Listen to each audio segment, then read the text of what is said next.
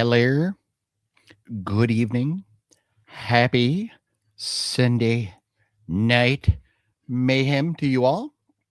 It is 7 p.m. on the west coast of these here United States of America, 10 o'clock on the east coast if you're joining us over yonder, and it's late as heck. We're not a minute in yet. Got to watch what we say, but it's late as heck if you're joining us from across the pond. But we love you all, and we thank you for hanging out with us this evening. We have a lot of fun stuff to talk about and go through this evening. But first, what a bummer the last couple days. John, we have lost some serious Hollywood celebrities over the last couple days. We need to talk about them. But first, how are you doing this evening, sir? I'm doing okay. I woke up from a nap, so I'm a little sleepy still, but I'll get, How about you? Old man. Damn. And I said something about taking a nap, and I got the third degree from you. Yeah. Well, there you go. We're gonna have to change the name from Sunday Night Mayhem to Sunday Night Grandpas over here. But so, man, Chuck Norris. Can you believe it? I mean, they say Chuck Norris didn't die; he just defeated life. He did. And what a life he lived. He round kicked death into another, and he went into another dimension. From all the way back battling Bruce Lee to more recently with Sylvester Stallone and Arnold Schwarzenegger and all the 80s icons getting back together for, what were those movies again? They were Expendables. Thank you. Yeah. But man, what an absolute legend. And I have pulled up here the 25 best Chuck Norris jokes. But I think before we dive into joking and stuff, we should send our condolences to the fans, friends, loved ones of three other celebrities that we lost this week, including Nicholas Brendan, who passed away at 54 years old. Nicholas Brendan, you would have known from Buffy, right? Was Buffy the Vampire Slayer? Yeah. And which is crazy because Sarah Michelle Gellar, who was Buffy, right? I think I never watched that, but she's in the new Ready or Not, which we'll be talking about. But so she was able to comment on his passing, and Hulu just canceled the reboot of Buffy. Yeah, I heard about that, and disappointing for Buffy fans, disappointing for horror fans. Jamie Blanks, director of Urban Legend and Valentine, 54 years old, and man, Nicholas Brendan was 54. Jamie Blanks was 54. But Jamie Blanks was more known as a composer. He composed tons of films, but directed a few and acted. He was a very versatile guy, but he reminds me of John Ottman, who also was a composer and director. And in fact, he did Urban Legend 2, the second Urban Legend film. Oh, okay. Yeah, so Jamie Blanks did the first one, John Ottman did the second one, but both of them composed music, and it was interesting. They would have been great to see a conversation with both of them together. Yeah, totally. And then also, I think just earlier today, Carrie Ann Fleming, who you would know from Supernatural, Supergirl, and Tooth Fairy, passed away at the young age of 51 years old. She was born in August, same month as Fluffy Gamer and Adam the Woo, I believe, 1974. Same exact age as Adam the Woo. What is with all these 50-somethings passing away? That is scaring the hell out of me, sir. That is making me say, you know what? Maybe we should not be ranking jelly beans this evening. Maybe we should be ranking our favorite types of apples. There we go. Yeah. Maybe. Although not as fun or yummy. Apples could be yummy, but But yeah, rest in peace to all four of those legends. And tonight we will be going over some Gale mail. Gale sent John and I packages, and we'll be talking about that, showing you the pickups that we got. We'll be also jumping back into the tier list of the horror franchises. So a lot of fun stuff this evening. But and then we have Ready or Not 2, which came out, which is amazing. But I don't want to. We have so much to talk about. Maybe we'll revisit the stuff with Chuck Norris with the jokes, but maybe we'll just go through 5 of them right now. Chuck Norris uses pepper spray to season his meat. I could see that. Yeah. When Chuck Norris does division, there are no remainders. I like that one. Chuck Norris once kicked a horse in the face. We now have those animals called giraffes. Oh, makes sense. Chuck Norris is the only person who can slam a revolving door. And Chuck Norris was the first sculptor of Mount Rushmore. He completed the entire project with only a bottle opener and a drywall trowel. There's a few of them. There are many more, and we'll try and dive into them. I do like this one. Chuck Norris built the cabin he was born in. Well, they did on for Roadhouse and Patrick Swayze. It was Kevin Smith and maybe Scott Mosier. They took all the Chuck Norris, all of those jokes, but made them, for the character in Roadhouse. So Yeah. I always wondered, like, you hear that like Kevin Bacon never liked that, what was it, like 6 Degrees of Kevin Bacon, and then he kind of came around to enjoying it. But but I always wondered, like, what, there's so many of these Chuck Norris jokes that it's just like, what did Chuck Norris think of these jokes? Did he actually find them to be funny? Because none of them are insulting. No, Chuck Norris loved them. He loved them and embraced them. There's a lot of videos of Chuck Norris saying Chuck Norris jokes. Oh, that's great. Like he what was one was that he didn't do push-ups. He pushed the world down. And there was another one I just saw earlier today that I don't recall right now, but he was all about the Chuck jokes. And yes, Buckaroo Bros, he did love them. But man, Ready or Not 2, John, did you get around to seeing that yet? I didn't even know it was out, so no, to be honest.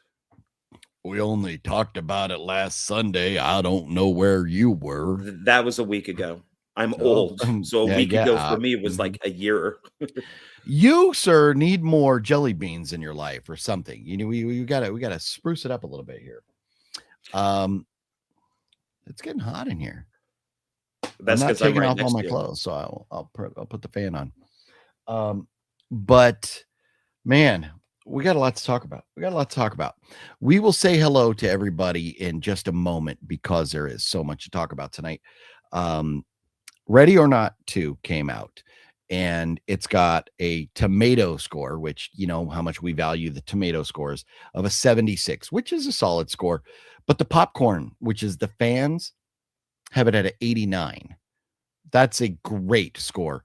Ready or Not 2 is a very fun film. I went and saw it in the theater, and I enjoyed the shit out of it. There's one kind of plot line or one aspect to it that I wasn't the biggest fan of, but all in all, it was a great sequel, and I highly recommend everybody go see it. This is what happens with normal horror movies, not Scream or big franchises. Normal horror movies struggle at the box office. Ready or Not 2 had a $14 million budget. It has made so far 11.9 million worldwide. Oh, so it's just, that's how it rolls. But the first Ready or Not, I don't know what it did opening weekend, but it wound up making 55 million. So I'm thinking this will be maybe 2 or 3 weeks, and we'll really start going like, okay, it's made the money it should have. But Samara Weaving is phenomenal. And Catherine Newton plays her sister in this one. In the first one, we didn't talk about Samara Weaving's sister at all. So there's a new kind of dynamic to the film. And the cast is phenomenal. You've got David Cronenberg in the film. Love that. Nice. Elijah Wood in the film. Sean, if you say his name, Hatosi, I don't know how you say his last name, but you would know him from The Faculty or Animal Kingdom. And Kevin Durand, who we loved in, I mean, many things, but was it Abigail, the vampire, the little girl vampire? He was in that. So, I mean, what a phenomenal cast. Such a great cast. So many kills. So much blood and guts. So if you like horror movies, Ready or Not 2. Oh, and Sarah Michelle Gellar's in it. Forgive me. But it is so good. So I highly recommend everybody go check it out. And you look at that. Look at that. I got so excited. I forgot to even share there. There is the poster for it. Was a lot of fun. But this week coming up, They Will Kill You comes out in the theater this week. They Will Kill You. Have you seen the trailer for this yet, John? Until you mentioned it, I had no idea it existed. Okay, so no. This looks like a blatant ripoff of Ready or Not. It's a girl who has to survive the night or something, and there's all these people locked in this building, a la Belko Experiment or Mayhem, which is funny. The name of our show is also Mayhem. But which Mayhem features Samara Weaving, but it's almost like they were like, let's just go rip off a bunch of Samara Weaving films, or Samara, if it's, I don't know if Samara, but that's what this looks like. But John, you'll love this aspect of it. We ripped off Samara Weaving films, but we race swapped her is all we did. We put a black girl in there. So I good. think it's just our target audience has changed on this one. The trailer looks kind of fun, but it looks kind of woke. But I guarantee you, it's not as woke as this bullshit right here. Are we far enough into the video to where we could discuss these things without any problems? Yeah, we're at 13 minutes in right now. But I went and saw The Bride last night. I took one for the team here. Went and saw this, and so sorry. There were a few moments in this film that I'm like, oh, that's kind of cool. But the vast majority of this film was so unbelievably dumb. So the premise of this is they start off with, you have this woman talking who is supposed to be Mary Shelley. And she's saying, I wanted to write something else, but I was forced to write Frankenstein. So as a woman, when I finally got to write a story about a woman, I wrote The Bride. And it's just like, I'm like, immediately, I mean, before we even get into the story at all, I'm just like, oh, fuck off. And then she's sitting there and she does this cackle thing, and it's a super close up of her face, nothing around her. And Mary Shelley goes, I am going to find a woman to possess. I'll pick this woman, Ida, and I will possess her. How and why? You're supposedly dead in a grave, which she says she's been laying in for centuries. John Ward, do you remember when abouts Mary Shelley wrote Frankenstein? I don't know the exact date, but I know that she had a career, and from what I understand in The Bride, that's very wrong. That she actually did, and she went under the name Mary Shelley. She didn't have to use a man's name. Yeah. So Mary Shelley wrote Frankenstein in the 1800s, right? It was the 1800s. So this movie supposedly took place in the 1930s. So there is no way she spent centuries locked in a grave after she died waiting to write The Bride. Just none of this makes sense. So there's a scene, and this is where Frankenstein's kind of a cuck. He is watching the bride get sexually assaulted and raped, and he's just telling the guys, come on, don't do that. Like, Frankenstein doesn't want to beat him up. And then finally he snaps and smashes these guys' heads in.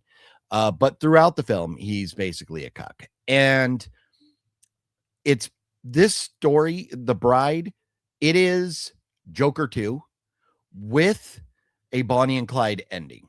That's all you need to know about this. And the sad thing is Jessie Buckley is a phenomenal actress. Christian Bale, we love. Maggie Gyllenhaal, go fuck yourself. What did you do this for? And the writing credits are offensive because the writing credits go to Mary Shelley and Maggie Gyllenhaal. And I'm sorry, they stole a concept that Mary Shelley wrote, and this is not what Mary Shelley wrote. So piss off with that. I am offended as a horror fan that they attach Mary Shelley's name to this film. But the amazing thing is, as bad as this movie sucks, we know that these certain clowns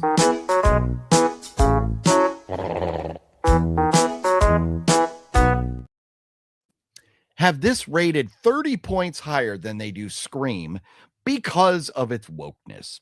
Yep.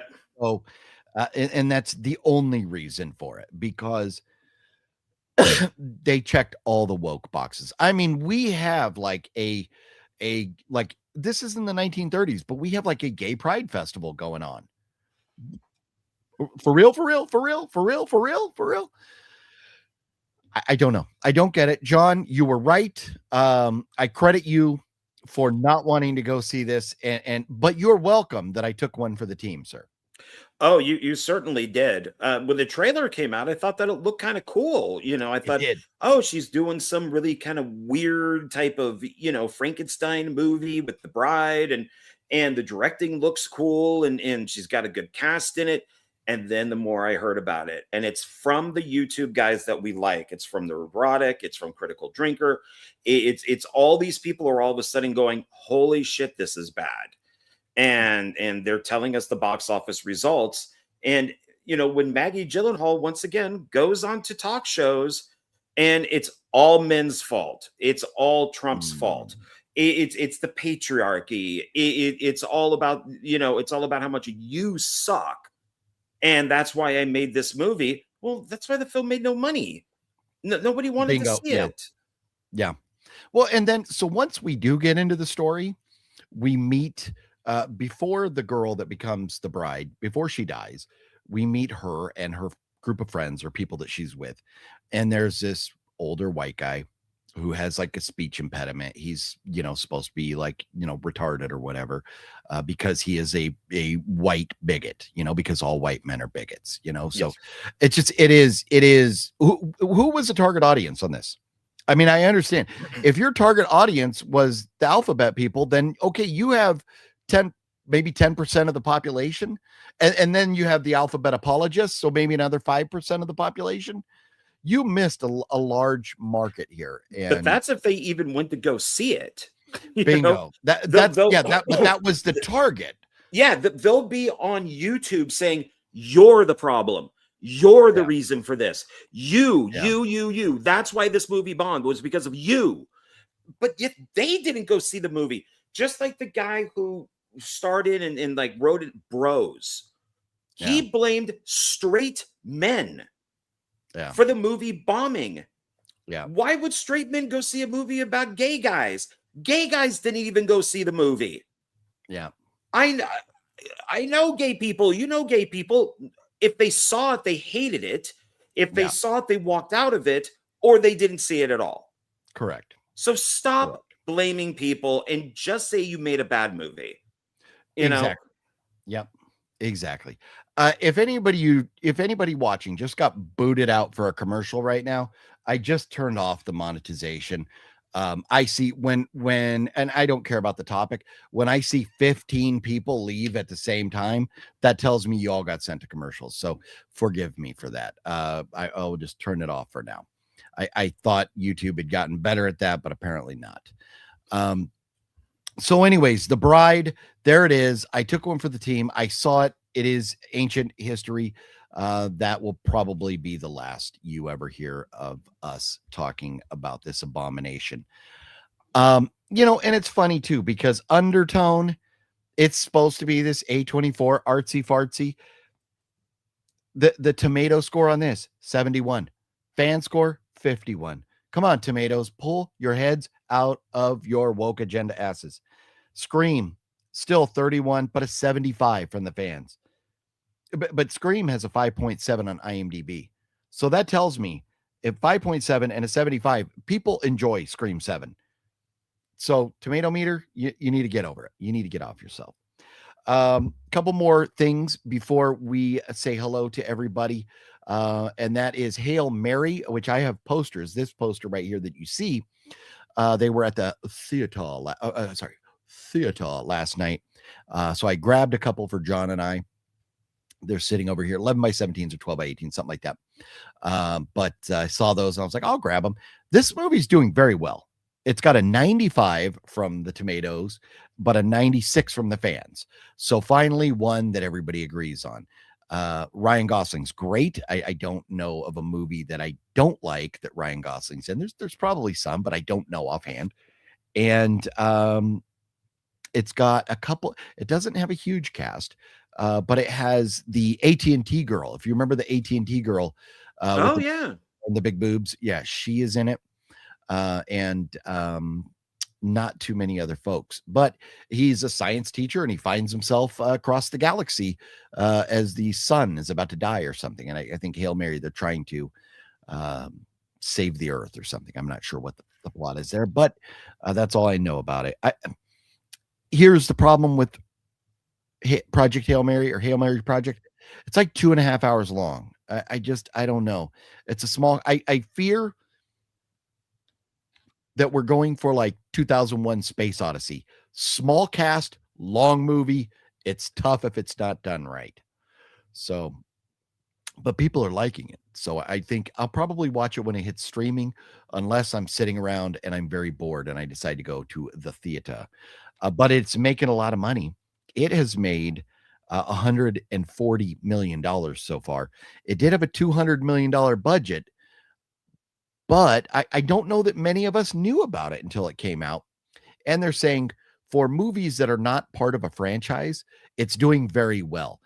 Movies that are franchise, Marvel, things like that, they're going to make a lot more than 140 million opening weekend. But for 140 million opening weekend, it seems like the studio is kind of happy with where that is. Any thoughts on that film at all, John? I knew it was coming out for a while, based on a book. I guess it's a popular book. From what I think it was Nerdrotic who said that it follows the book pretty closely. So he enjoyed the movie and the book. I'll watch it, but it's another streaming thing for me. Yeah, 2.5 hours. That's yeah, it's streaming. Has to be. And then this is so we kind of hit a lull here a little bit with movie releases. The next couple months, man, it's kind of slow. We have right here Masters of the Universe coming out June 5th. So I think a lot of folks are looking forward to that. And no, that's Scream 7. They Will Kill You's next week. So after They Will Kill You, we have this on June 5th. Where's the one? We have something coming up in May. Am I missing the poster for? I am missing the Mandalorian and Grogu poster. StreamYard screwed me and deleted it. But Mandalorian Grogu comes out May 22nd. And Lee Cronin's The Mummy comes out April 17th. So it's like basically one big movie a month for the next couple months. But one that I am super excited about is one we don't get a real poster for yet, and that's Spider-Man Brand New Day. John, have you seen this trailer yet? Yes. It looks great. To me, I am kind of excited about a Marvel movie for once in a while. It is a direct sequel to the last Spider-Man, where Peter Parker had to basically erase his memory from all of his friends, maybe the whole world or whatever. It is the whole world. Yeah. Okay. And so he's dealing with that, his depression and stuff. And then we get John Boy Bernthal showing up as the Punisher, and he looks so badass. I am excited for this. I'm very excited for Punisher. There's a Punisher movie coming up that they're saying is like over 2 hours long. I think at the end of the year or something. That you will sit through. Oh no, 100%. I'll sit through both of these because Spider-Man's going to be over 2 hours. Yeah, so. I thought the trailer was good. I want to wait until a longer one comes out, more with the plot. But I still really have a hard time with Doctor Strange getting rid of these memories, because all of a sudden Doctor Strange became an idiot, and he would never do that unless it's just called bad writing. Is Doctor Strange going to be in this movie? I don't know, but No Way Home, everybody loves. I kind of think it's a piece of shit. It's written so poorly. I like seeing all the Spider-Man together. I like seeing all the villains. I do find it funny that they, obviously there were stipulations to, people coming back, where you would have like, Jamie Foxx not getting in the makeup, or Sandman is just all CGI. But it's an enjoyable film. It's just dumb and very poorly written. It's Marvel, though. It's not supposed to be like a cinematic masterpiece. I'm still, it's just, comic books need to still be believable. Comic book movies still need to be believable. You still need to be able to believe what's going on. You just shouldn't accept bad writing. And I just don't believe for 2 seconds that Doctor Strange, with how smart he is, would do this. And it brings up other stuff that, okay, so nobody in the world knows that Peter Parker is Spider-Man.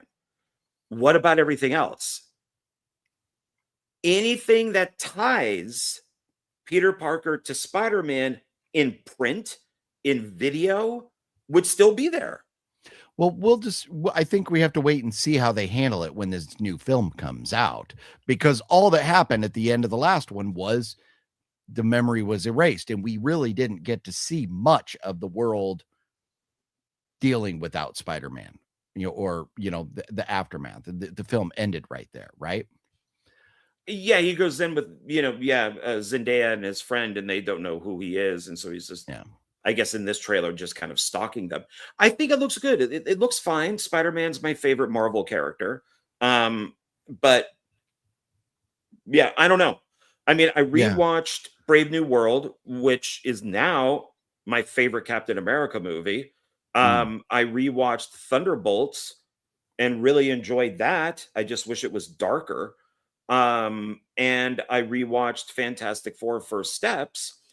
And even though I'm one of the few Fan Four Stick fans, it would probably be my second favorite one.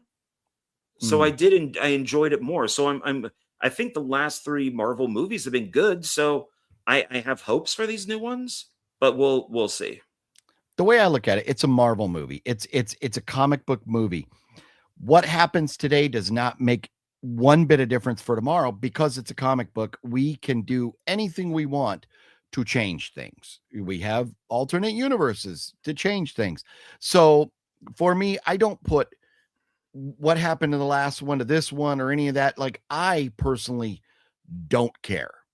I know there are diehard fans like yourself that read the comic books and, want things to kind of follow along and make sense.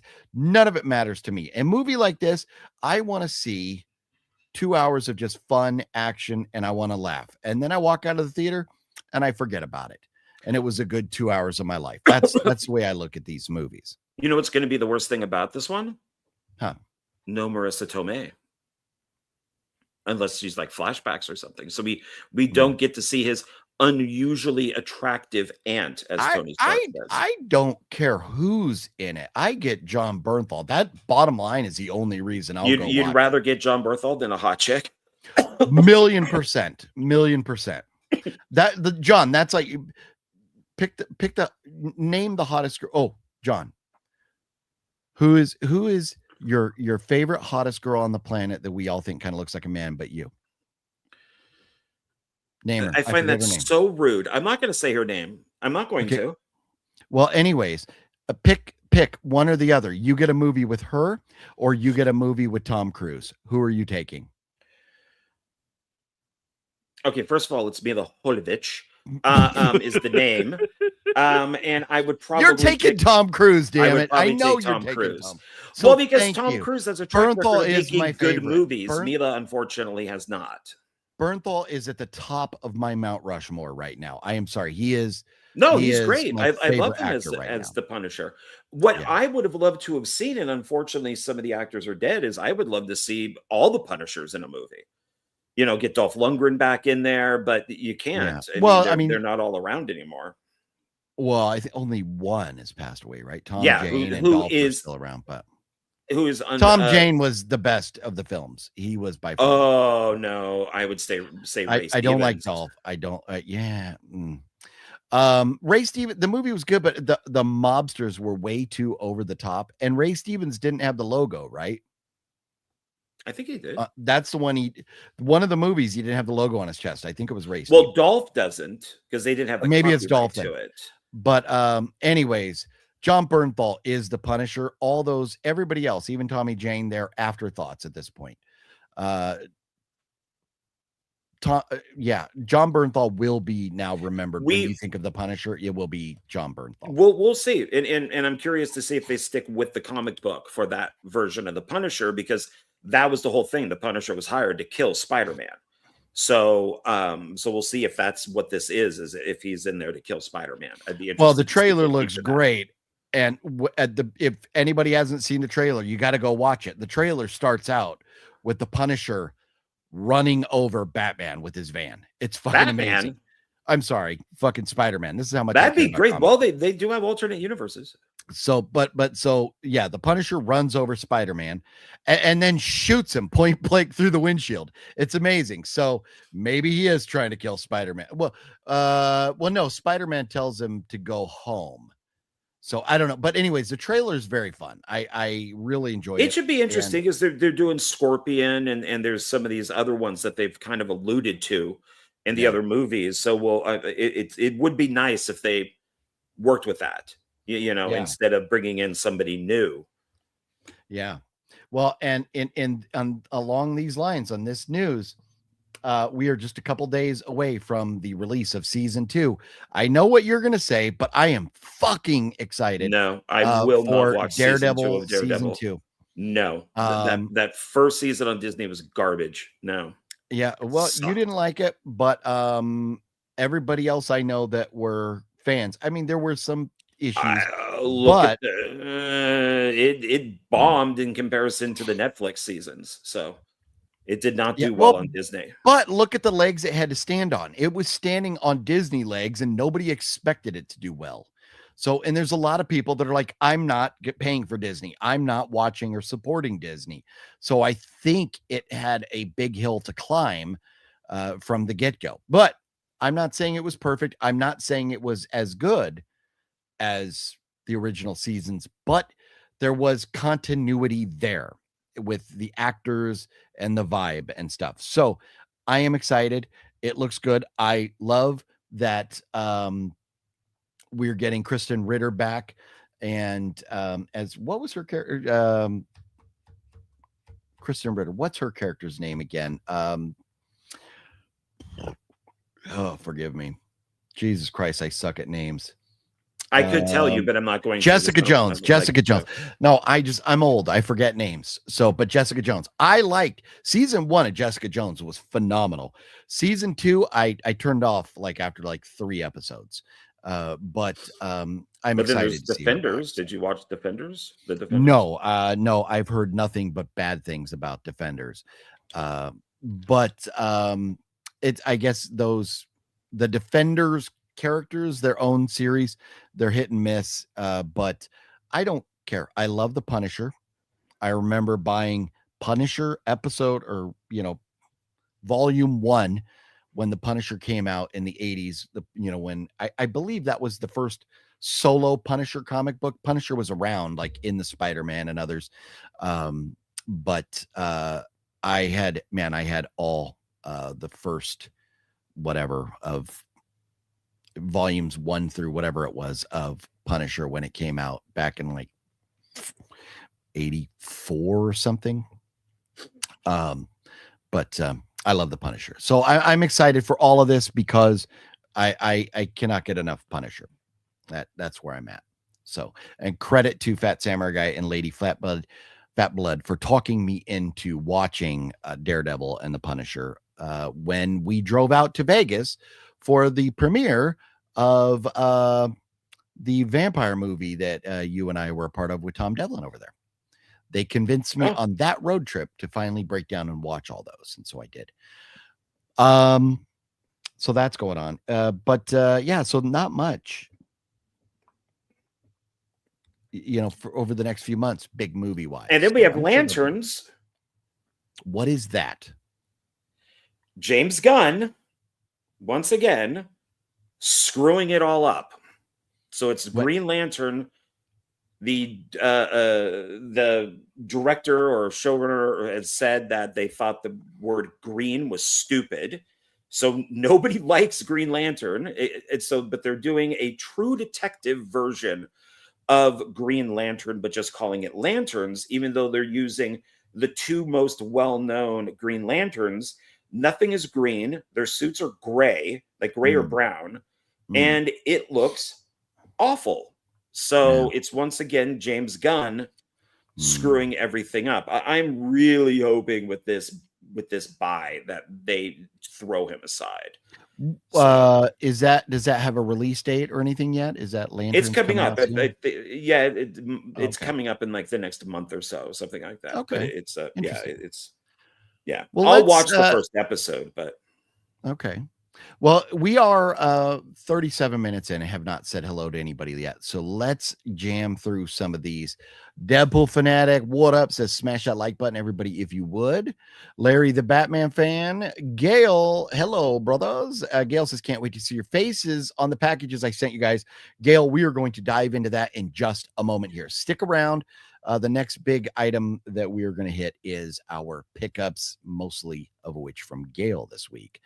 Mr. Jami, what's up? Antonis, what's up? Brent Mania, what's up?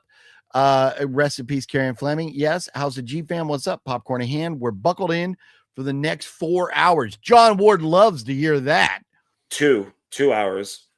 And we only have not even an hour and a half left. So 2 hours. Wicked network. I tell John all the time, if we go long and he wants to go to bed because he's an old man, he can do that if he needs to continue his napping. But then he doesn't want to leave. John has FOMO. Well, it's my supper. And I normally have my supper at like 4, and then I'm in bed by 7. Oh, okay. Well, and that's why I told you to go to bed earlier today. So Wicked Network was cracking. Jeff Keaton, what up, Jeff? How you doing? Yes, rest in peace to the legend Chuck. Fluffy Likes Turtles, what up? Bring the ruckus. It is time. Let's start the ruckus over here. Elika was cracking, and let's see here. Was shaking bacon. There you go. Bobby Reynolds, what up? Brent Manning, what's your guys' favorite Chuck Norris movie? Silent Rage is one of my favorites. Probably Delta Force for me. I love Delta Force. Do you have a favorite, John? Offhand? Silent Rage is good. It's tough without looking at a resume, being put on the spot. I'm never good at that stuff. But I would probably say Silent Rage because that's the only one I think that I have on Blu-ray, and it's one of those ones that has like the VHS tape on the cover. Nice. I think it's Mill Creek, but it's Chuck Norris meets Michael Myers basically. So I think it might be Silent Rage, but I would have to look. I mean, he has so many Missing in Action and so many good things that it's hard to say. It is tough. It's tough. Wicked. And forgive me if I skip some of your comments, everybody. I'm trying to get caught up and say hello to everybody here. Childhood heroes, icons fading away. Yes, they are. We all Father Time keeps on ticking away. Oh, I thought you were going to say into the future. I was waiting for you. I was giving you that opportunity. Texas Rangers, one of my favorite. Justin who, if I haven't seen Justin has been on the channel forever now. But Justin was, I don't know if he was in the episode. I think it was maybe a background actor or something, but there was an episode of Walker, Texas Ranger shot at, I think at Billy Bob's, but at least at the Fort Worth Stockyards.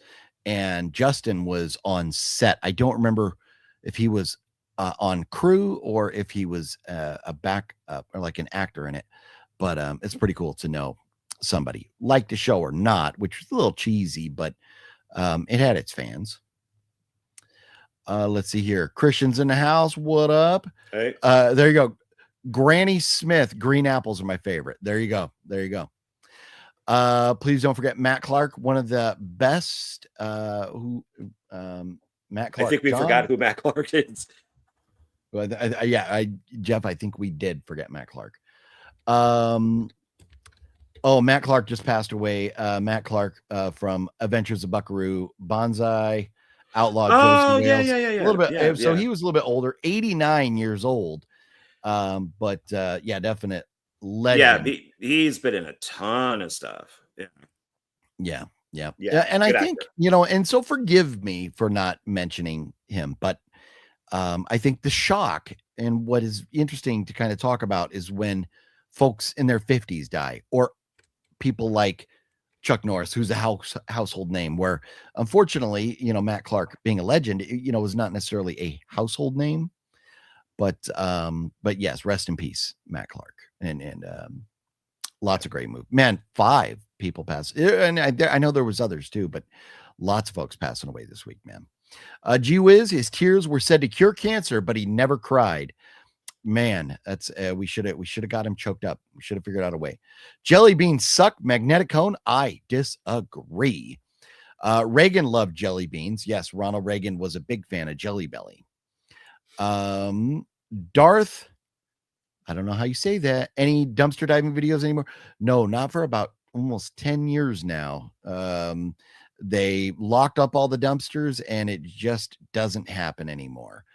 They locked up the dumpsters and they don't throw away the good stuff anymore. At least not in Southern California. Terry, what's up? G'day, OGP and John. Watch Sisu 1 and 2 over the weekend. Awesome Tarantino style World War II action. Nothing like it. Noise. So I tried to watch Sisu 2, but unfortunately it's on the Netflix that you have to pay the more expensive price for.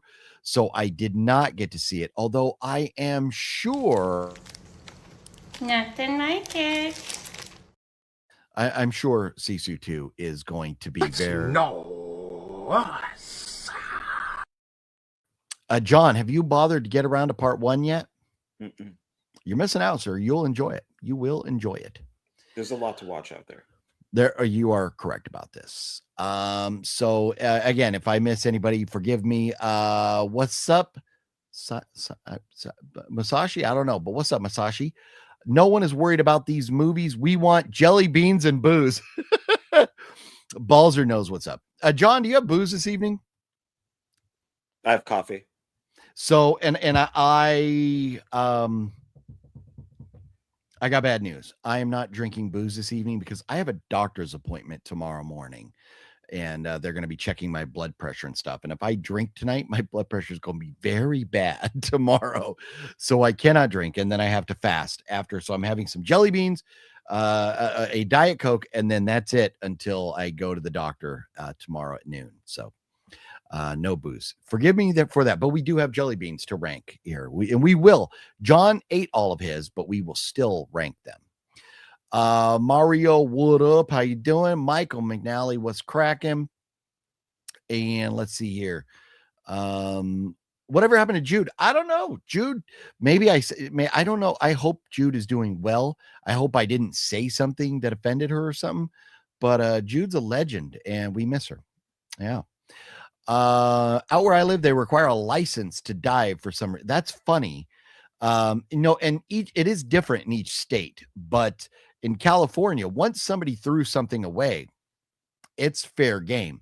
However, if it's in a dumpster that says no trespassing, it is illegal to go in if it says no trespassing. But they all put fences on top and around because the problems with bums. If you know anything about California, there's a lot of homeless people here, a lot. And so many homeless, and they all destroy dumpster areas and they leave bum bombs everywhere. And I think the employees got tired of dealing with bum bombs. So when I worked at Barnes and Noble, we're talking a long time ago, the way that you sent back books that weren't sold is you would just send back the cover and then you would throw the books away. So we would have people at like 2 a.m. going through the dumpsters, grabbing all these books that are perfectly good. They just don't have a front cover on them. So yeah, then they started locking them. Yeah. I tried darving. I tried dumpster diving at a Barnes and Noble, the closest one here. They have a trash compactor. They don't even have a dumpster. And the trash compactor is bolted up to the wall, so you can't even. I mean, I guess if you're stupid enough, you could dumpster dive in a trash compactor, but not me. Wicked says, it's been a minute since you've had a few silver bullets. Well, I think a couple weeks on here, but St. Patty's Day, I got shit-faced out of my mind. There's a bar that I go to with some friends that had Irish car bombs on sale for $8 and Guinness on sale for $5. I got fucked out of my mind that night. And that was on Tuesday. And then last Friday, I went to the bar with some friends and got fucked out of my mind as well. So I've had some drinky drinks, little drinky poos, but just not on the video here. But hopefully next week we'll do that. Or maybe on one of our offspring shows that's coming up here soon. We'll see about that. John, are you ready to talk about the goodness that Gale gave us? Yes. I have a serious Blu-ray addiction. You're gonna be quicker than that. I'm serious. I'm actually gonna catch him all. Oh, what's in the box? No. Now that's an addiction, man. I never said that. I never knew you were a pickup man. We're right now at the Blockbuster video store. It is time for pickups. All that I have in the way of pickups this week is a box from Gale, which, Gale, if you were hoping for me to open the box live, I couldn't resist. I received the box too soon and I had to open it up. So I already have seen the movies right here and I'm going to go through them right now. John? No, just pretend. Just retape it up and be like, oh, look what I got. Hey, what a surprise here. Lies. Oh. I don't want to lie. John, are you lying? Are you going to lie? Did you open you opened yours? Come on, admit it. No, I didn't. I have it right here. I told Gale that I would not open it. Factory sealed. Okay. Yeah. He even told me what it was and I forgot and I didn't go back and look because I want to be surprised. But I also have. Well, don't show his address and your address. You're like, I'm holding it like that. Well, you put it up. Oh, there it goes. Pause, sir. Now, everybody, don't. If you're gonna fuck yourself over with your address, at least don't give away Gale's address. Don't be rude, sir. He was kind enough to send that to you. Oh, you're rude. And I do have a John has so little concern for trolls. And, Wet Movie 1 had somebody send him a used dildo before. Do you want to receive a used dildo in your mail? Is that the one that was in the car that we played with? No. Somebody really, they send him bad things. So people will send money to ruin your day or will spend money to ruin your day. They can spend money to ruin my day. That'd be fine. If they know where you live, they can. Yeah. Anyways, sir. That's bad. That's not good. It's not good.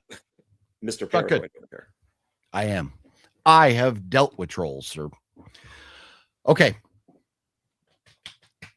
I will show one of my movies and then you open yours. Okay. I'll show one that I got from Gale and then you open yours. Okay. Because I have stuff. Okay. That's just not movies. Well, then, and we'll go back and forth with it. Okay. But this is I have one. I'll start with Gale's movie.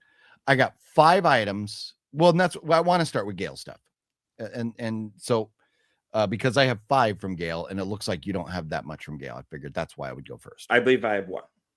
Okay. Gale sent me this, and I did not have this. I do have the film, and I do have it on 4K, but I do not have the 20th anniversary on Steelbook of Halloween H2O. Oh, nice. 4K. Look at that. So there it is. Oh, Very that's cool. with the little slippy slip. And Gale is good. I don't know how he does this. When I put mine in the wall there, these things kind of get jacked.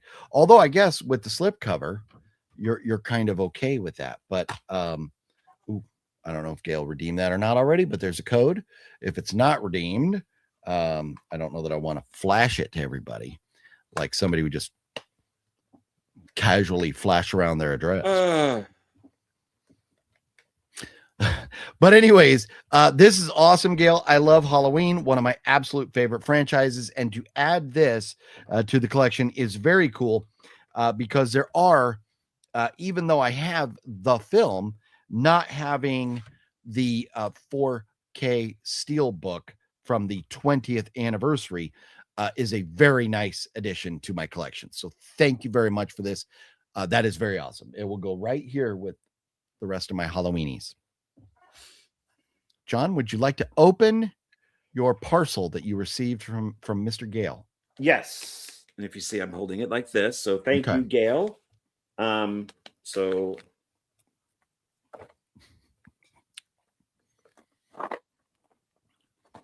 oops. So somebody wants to go back and pause the video, get John's address, and send him a dildo so we can see him open it live. Balzer has made this request, so it needs to be done. You're grumpy this evening, John. Why are you so grumpy? I'm fucking with you over here, and you are, I see you're on edge. You're ready to just yell at me. You're ready to wag your finger in disgust.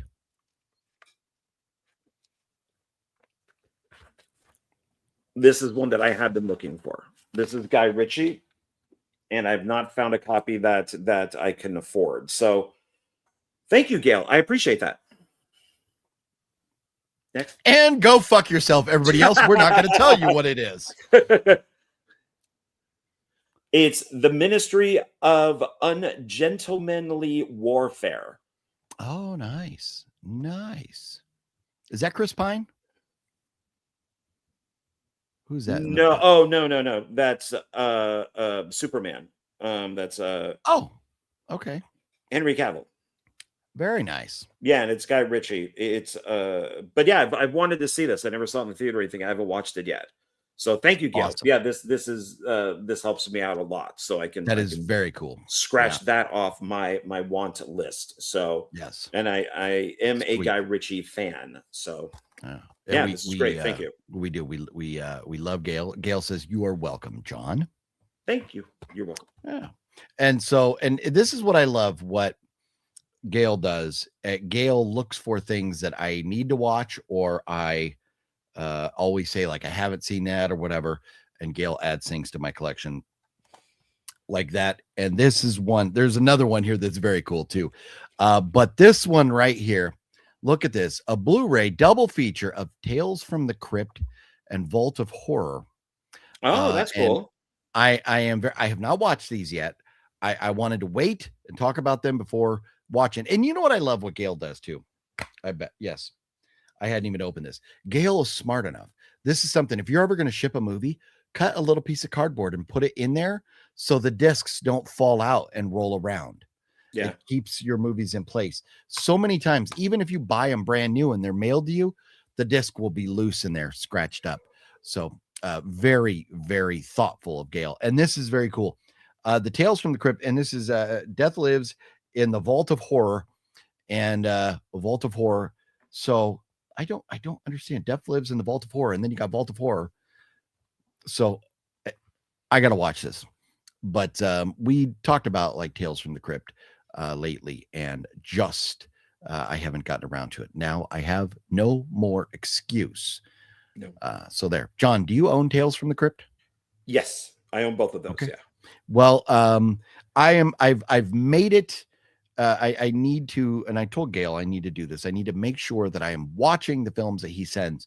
So I will be watching this double feature this week. So if you want to join me and we can talk about this next week, we will definitely do that.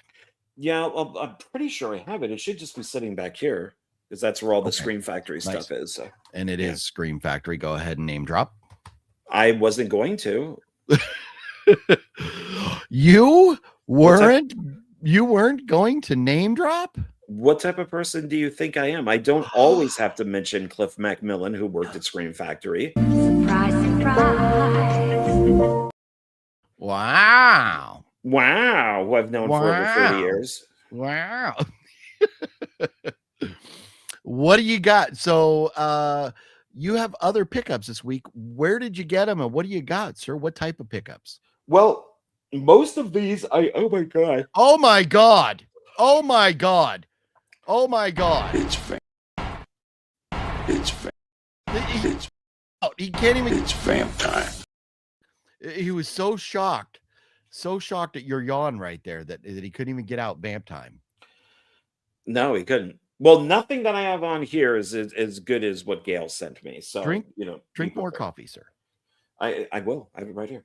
I think a lot of this stuff you will not care about. So I'm going to start with. But that's why it's Sunday Night Mayhem, not Horror Movie Monday anymore, and we can talk about whatever, whether OGP approves or not.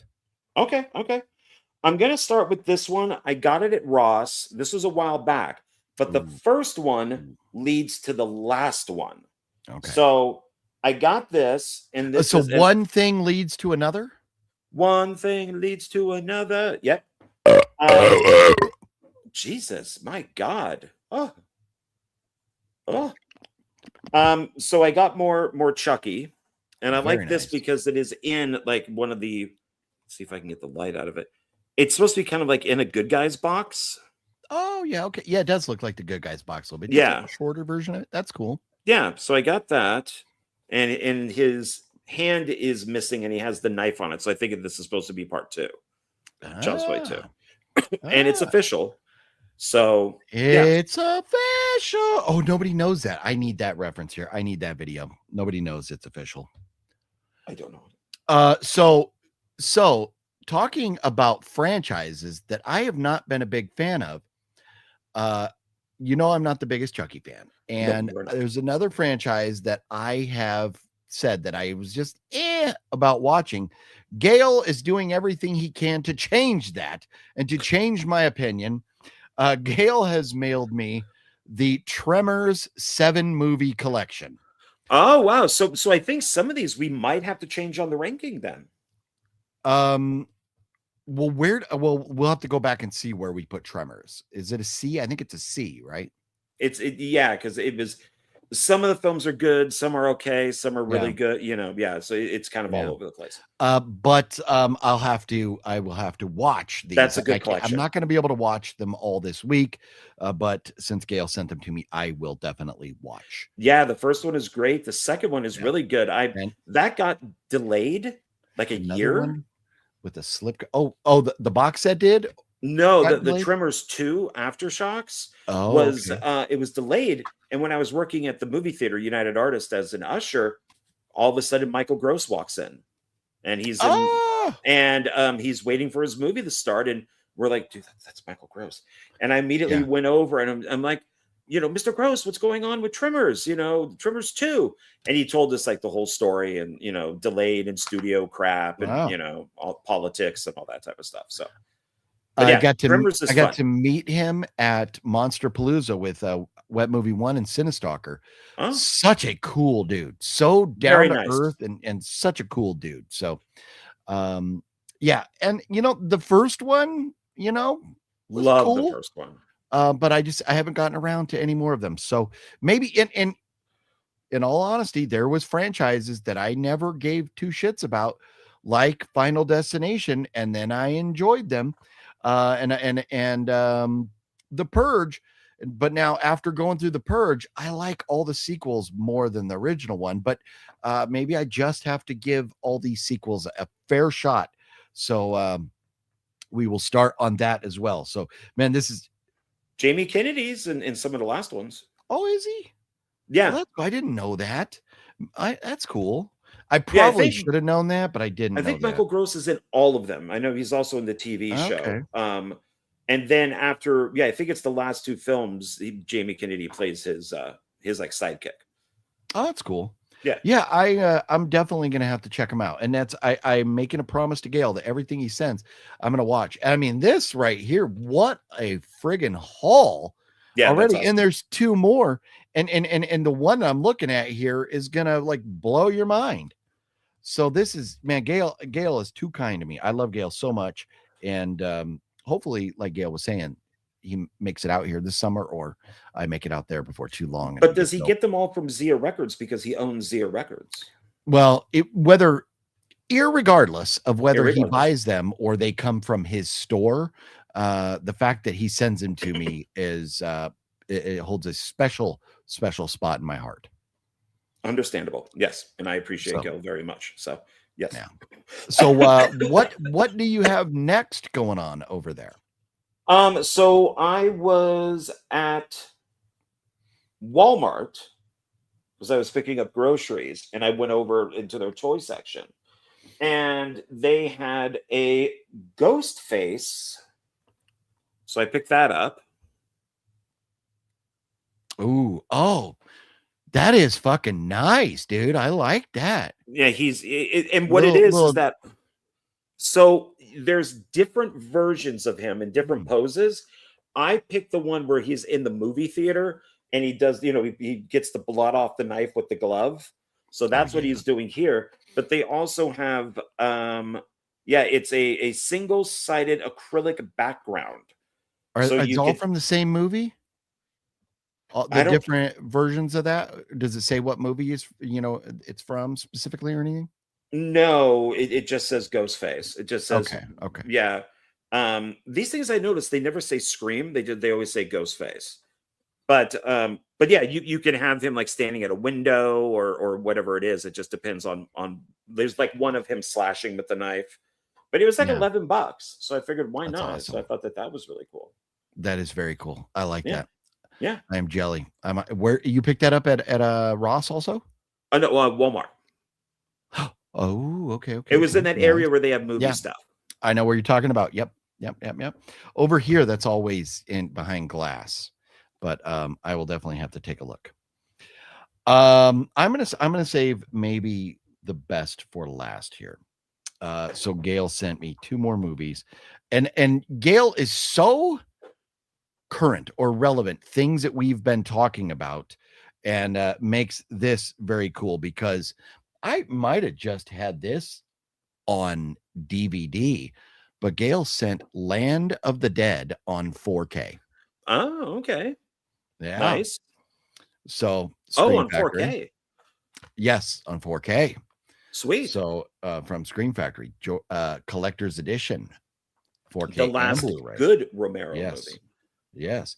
So and it's a 3-disc. You got the 4K, you've got the Blu-ray, and the Blu-ray unrated version. Sweet. So very awesome. This is seriously cool. Seriously cool. I like Land of the Dead, man. Well, it's better than Survival of the Dead and Diary of the Dead. That's for sure. Yes. Yeah. Okay. This one you are not going to care about at all, but I'm trying to not keep, because I have a couple Scream things. So this is probably one that you don't care about. I got this at Ross, and it was originally $17. They priced it down to $11.99. So this is the Fast and Furious Legacy series, and they're die-cast cars. So it's the cars that they drove in the movies. Oh, that's cool. Oh yeah, well, you know what's cool about that, John? You know what's cool about that? You got one car going this way, and the other car is going the other way. Going the other way. Yeah. I wonder if they have a not dead guy in the trunk. Oh, I thought you were making a joke about Paul Walker. Ooh, no, Joe Pesci. Oh, maybe it might be in because it's all about family, so it might be in Dawn's card. So that's awesome. But yeah, so there's actually 2 sets, and I got the other set too. So very cool. Yeah, and I don't own any collectibles from Fast and the Furious, so I figured why not. So that's No, you know what? And you're right. I don't care about it at all, but I know that you love that franchise, and so I'm happy for you. That's awesome. Well, thank you. Thank you very much. I appreciate that. So John Ward, Gale sent this, and I love it because I don't know. Let me see quickly while the anticipation builds. Anticipation. Where's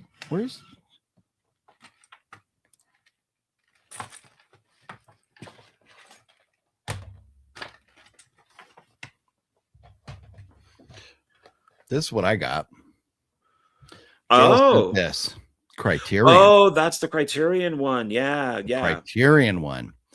Yes. Fucking love it. And the Criterions are always fucking cool because you get like little goodies. Man, it's a poster. I have no place to put the poster, but I would. Oh no, love, you can't. I You really got to leave it in there as a collector's. I know. So right? But you know my thing with Night of the Living Dead and collecting that stuff is, as much as I love the Criterion edition, it's too crisp. It's too clear. So, but I love having it that way. So I own, for people who don't know, I think I have like 5 other DVDs. So you should definitely keep the DVD one, because I'm searching for the worst looking copy of Night of the Living Dead, because that's how it should look. It should look like a documentary film. But that Criterion is gorgeous. It really is. And this version is like one of those, released, I don't know, 10 years ago or 15 years ago or something. So it's probably pretty polished up. It's probably not necessarily the dirty, grainy copy that you want, but it's it definitely would probably stay on the shelf. Look at that. We have somebody and they're impatient. We have somebody at the door. There's somebody here. Lots of folks are going to be very excited right now because this person has not made an appearance on this channel in a very, very, very long time. Hello, everybody. I would like you, and good luck, John. Say hello to the Fluffy Gamer. What's up, everybody? The not so fluffy gamer. The looking like Nerdrotic with the glasses and the beard, actually, kind of just not as handsome. I got some packages from Gale too. And the Padre hat. Nerdrotic always he has the beard, the glasses, and the Padre hat. Is that a Padre? That better not. Never heard of that guy. Hat. Well, it was nice having Fluffy on for a while. Peace out. Peace out. Nerdrotic is a massive YouTuber. Yes. Oh, okay. Yeah. From Rancho Bernardo, but he got tired of California bullshit, so he moved to Texas. Oh. Yeah. He's probably my neighbor. No, he's in Austin. I'm pretty sure he's in Austin. Everybody moves to Austin, except for the Fluffy Gamer. So I see Gale sent you some good stuff. No, Gale always sends good. So look at this haul right here. Yeah. It's a great haul. Yeah. That's ridiculous. I got some stuff, but they're at home. I'll share my pickups from Gale in about 2.5 weeks. So when you make all the money from them, reselling them? Oh, the stuff that Gale gets me? Yeah. Oh, of course. Gale, don't send him anything. Don't send him anything. Just kidding. No, anything that Gale sent me, I have not sold. I kept. Okay. Well, no, and didn't he send you stuff that like your nephew is excited about, or sent you stuff for your nephew or something too? Yeah, like Harry Potter series. Yeah. That's awesome. Yeah, we love Gale, man. Gale is too much. Yeah, I would show my gifts that I got from Gale, but they're at home. Gale is too legit to quit. Too legit to quit. That's a good song. So good video too. So Fluffy likes doing this to John and I, especially because he knows how much he gets under John's skin. I just don't respond. He goes out. He goes out and he finds stuff. And if you guys, watch Fluffy's channel, which I'm sure everybody here is subscribed to Fluff. Fluff found something today. Are you going to show, or are you going to save it for your video? Are you going to show? Are you going to divulge the thing that you found today? I found a lot of good stuff today, which obviously people aren't going to see all this stuff. This is like sneak peek footage that won't be coming out for at least 2.5 months, because I already got like 29 videos already edited and uploaded. So today's video will be the 30th video that I have to edit and upload today. But I found some cool stuff like Pool Hall Junkies. This used to sell for like $35-40 used. They don't go for that now, but this is brand new sealed. I picked this up for $6. I should be got like 15 plus shipping. But crazy find. Well, not the craziest, but in the clearance section for $3. Hey, John, have you heard of From Beyond? Yeah. Oh yeah. Okay. The only thing that caught my attention was the artwork on the front. It kind of reminds me a lot of Dead Alive. There's like a skull inside the mouth. It's called From Beyond. Lovecraft. Yeah, that's Charles. Yeah, it looks like it's from MGM. Paid $3. MGM. Apparently, it's good. This is going for like $20 to $25. Nice. Is it rated or unrated?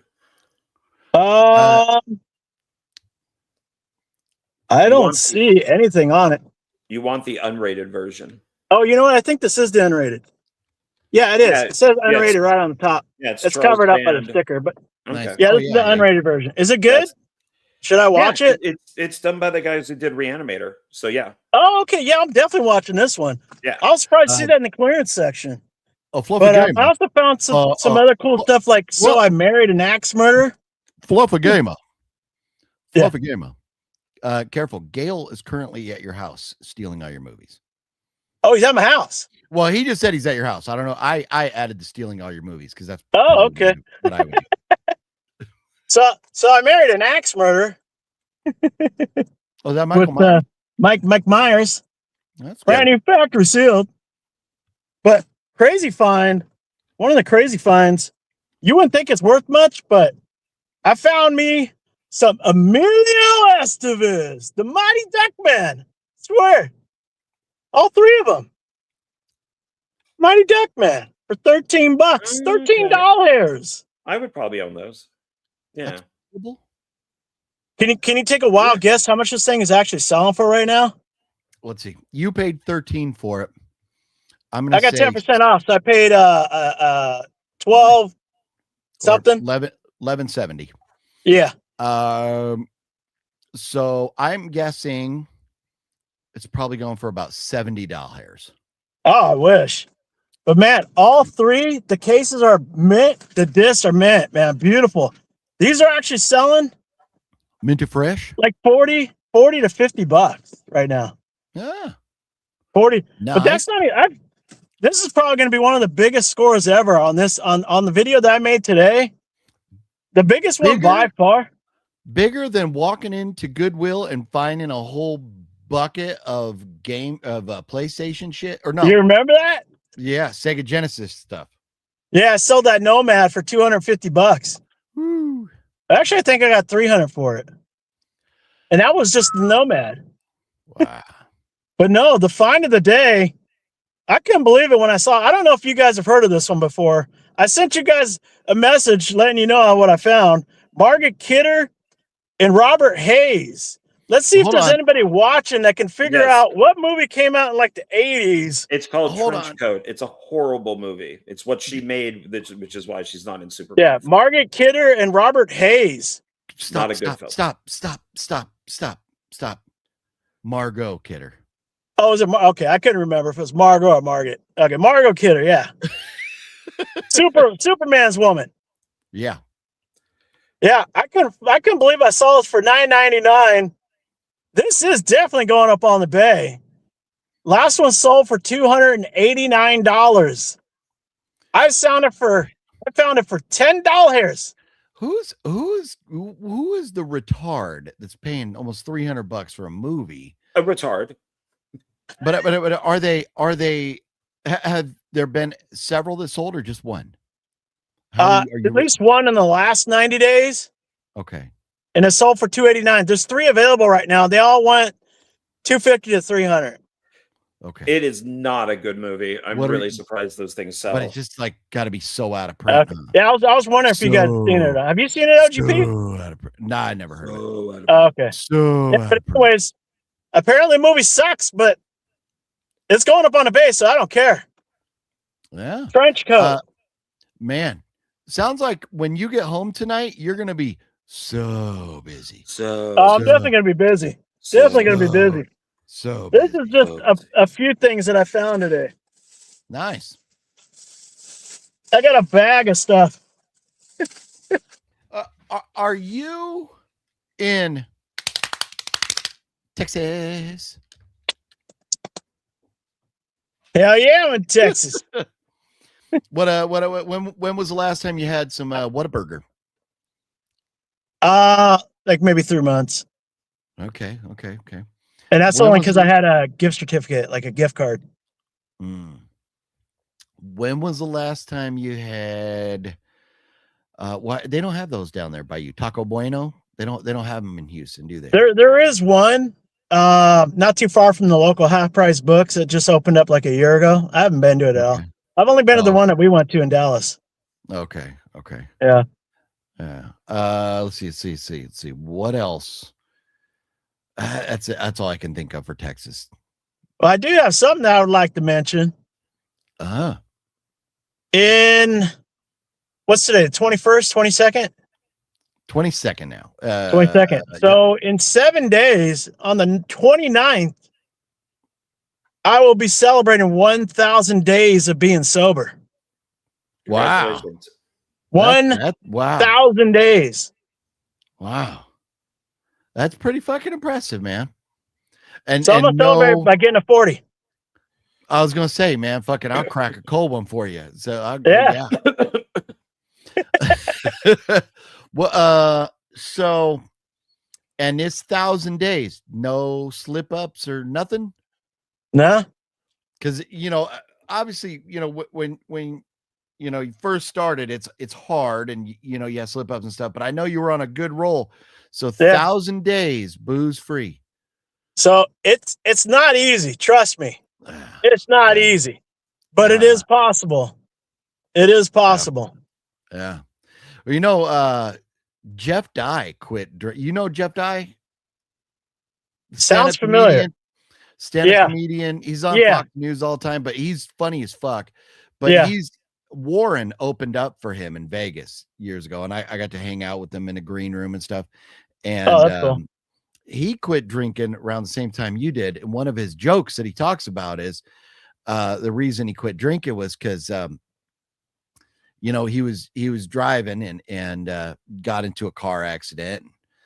He was drunk and then so the cop went after the cop stopped him. The cop's like, well, why were you? And I forget how he said it. He said it way funnier, but the cop's like, why are you running, from the scene or whatever? And he's like, I just fucked it all up. But basically he gets into a car accident while he's drunk. And the joke is the cop is asking him, like why he ran or something like that. And he's talking about how he didn't, but he was like 3 miles away from the car. So it's fun. The way Jeff Dye says it's funny. To quote the guy from last week, I just wasted my time. Yeah. Yeah. Go fuck yourself, John. Look, it is a skinny gamer. Look at the wet one over here dropping in. It is the skinny gamer. So it was the fluffy gamer. Then it was the oval round seller. And then what did we say it was? What were we joking about? Yeah, I can't even remember myself. I know you came up with something else. Was it the flabby flipper? Was it something like that? I don't know, maybe. You flipping movies? Because I was asking because a lot of people that lose that much weight, they get, saggy skin and stuff. Oh, you mean this? Yeah. We just got to get back to the gym, start. Yeah, no, I'm going to start doing it pretty soon. Getting all buffed up. Man, 1,000 days, guys continue talking. I have to use the restroom. Oh man, are we that boring, or are you just that excited you have to go rub one out? I think he has something against resellers. Well, no, I really have to go to the restroom, or else I'm gonna die. All right, go pee. We'll be right here, and then we got a tier list. Okay. I think he saw Wet Movie 1 in the chat, and now he's got to go yank one off. That's probably what it is. Yeah, that is probably what it is. We'll let John go to the bathroom, but man, so you got a lot of stuff. How many stores did you hit today to get all that I hit stuff? 4. Okay. Started off at a game exchange, stopped off at a local Goodwill. I found something at a Goodwill, a DVD. It's going for like $50 to $70. I paid $2. Wow. And then went to a place called Movies and Games Galore. I found a pretty cool TV show for like $25. It's going for like $80 right now. And then of course half price books where I found that trench coat and a bunch of other stuff. Yeah. But yeah, all in all, today was probably one of the best days out here hunting. But people won't get to see that for at least 2.5 months. God damn, man. So you got you're doing Cyberlink? Is that you have people walking by your? It's funny. A couple times now, somebody's walked by your window. Yeah, I'm doing laundry. Oh, okay. Yeah, I'm using the same system, same program you have, Cyberlink Power Director. Yeah, nice. Yeah, I like it. I like it. Yeah, it's good. Yeah. And so just uploaded and queued up and waiting to fucking go. Yep. Nice. So when are you gonna come visit California? Well, I was gonna come out soon, but I'm not sure now. Like this week would have been great because I didn't have to pick up any of the nephews for school. But I will have to. I'll be on nephew duty next month, and I got to pick them up, vault them up every day because my sister's going on a cruise. So did she just go on a cruise? Like about a year ago. Oh, okay. I thought what weren't you just on pickup duty last week or something when she was on a cruise or something? Or I thought maybe I might be tripping. I don't know. I'm getting old. I'm losing my mind. Yeah, the last trip she went on, I mean, me and her, we went to Arizona, for my aunt's funeral. But that was the last time we went. Where's she going on a cruise to? I don't even know. Yeah, fuck it. That's cool. Fucking yeah, man. I need to get back out there, Texas, man. I need to go get me some barbecue. I need to go get me go see some music at the world's largest honky tonk. But kind of been busy lately. Yeah. Was John back yet? Oh no, he may be taking a poop. He's not back yet. So what else aside from hunting for movies, selling movies, what else you been doing? That's pretty much it. Just lifting and thrifting in Texas. In Texas. Yeah. Yeah. Man, I got these new friends and we drink a lot, and it's probably not a good idea. Yeah. we do booze, but yeah, it's kind of nice actually. From living in San Diego to moving up here so long ago, and basically all my friends being down there or in LA or whatever, it's kind of nice having friends close. Yeah. John is definitely rubbing one out. Yeah. I mean, he might be, he's old. Maybe, things don't process as quickly as they used to or something. He might be dropping deuce, but he's not back yet. I see his screen down there, but yeah, man, I miss Texas, man. I got to get back out there, but we gotta celebrate. Yeah, if you end up out there in Dallas, I'll cruise. I'll drive up there and hang out with you. Nice. Yeah, we'll go. Celebrate your 1,000 days sober by cracking a beer, get a couple cold ones, find a hill with a cross on top, and right before you're about to take your first sip of it, just drop it on the ground. Yeah. You remember that night when these people came up to us and they're like, "Hey, nice to meet you. What's your name?" And when I get up to you, you go, "I'm drunk." That sounds about right. I don't remember that specifically. But, Yeah, we're all like introducing ourselves. Oh, I'm such and such. I'm such and you go. Oh, I'm drunk. Nice. Was that the same night that the I think it was. the speed limit sign told me I was going 35? It probably was. Good times, man. I think that speed limit sign was broken. It might have been. It might have been broken. It wasn't my fault. Wasn't my fault. Yeah.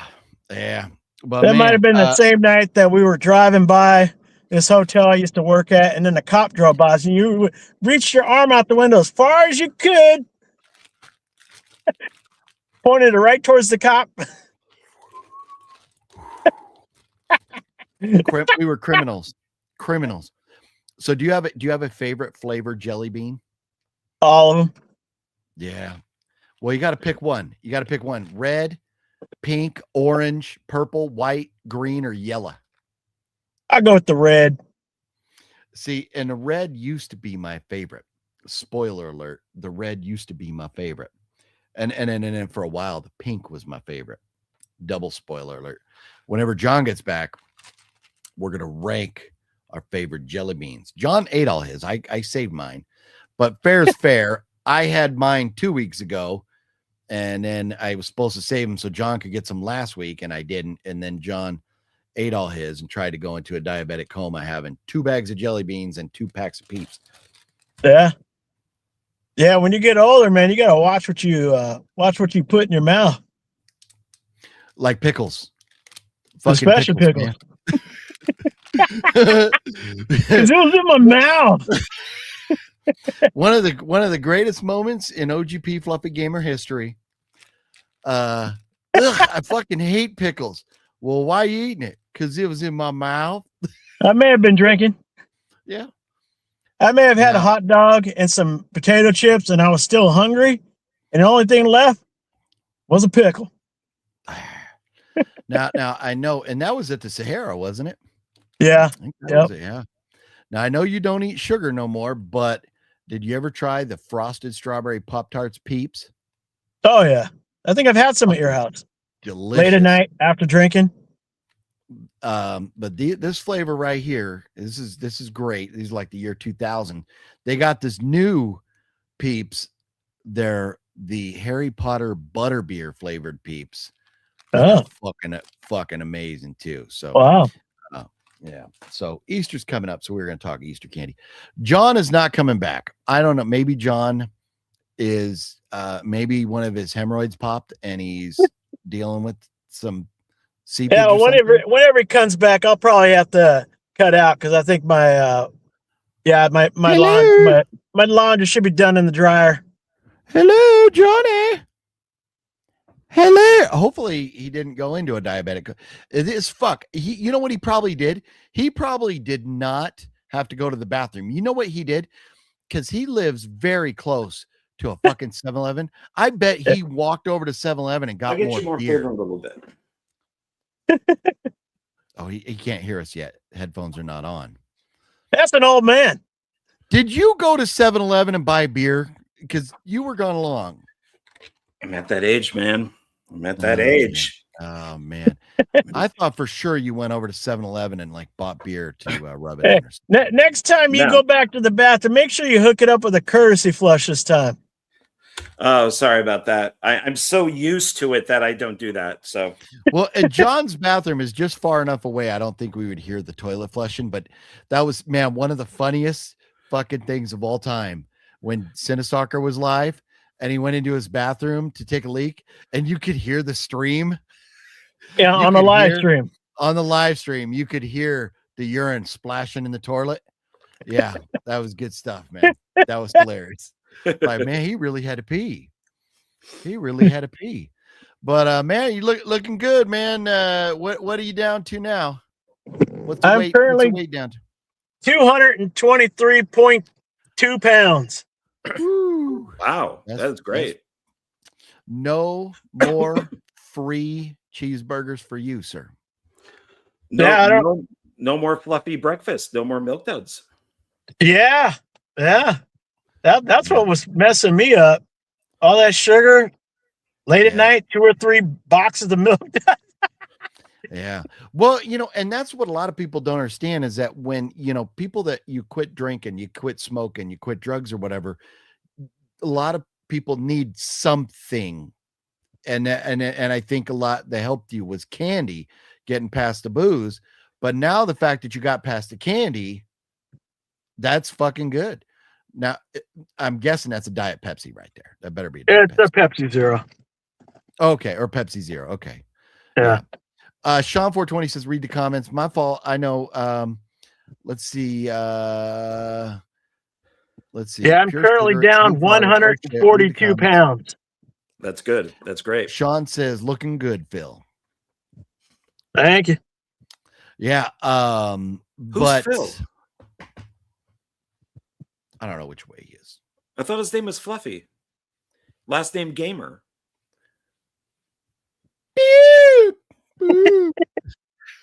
We need to plan another Vegas trip. You need to find Yeah, another airfare that's like $75 round trip again. Yeah, I know. And then we'll have to remember to bring that dildo for John. It's not. Yeah. Well, I mean, according to the chat, somebody might be mailing one to me because I flashed my address. So. Balzer said somebody needs to mail him one, and Balzer. If somebody does send one, make sure it's used. Yeah, I prefer used. And Balzer, why does someone have to send it to me? Why can't you?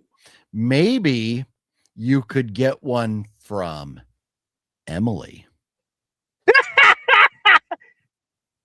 Happy weenie ween. I don't know. John, do you know who Grim Life Collective is? You don't know who John. Who Oh, I thought maybe there was a chance. Grim Life. Apparently, I didn't know who he was either until today or yesterday. Who Grim Life was? Yeah.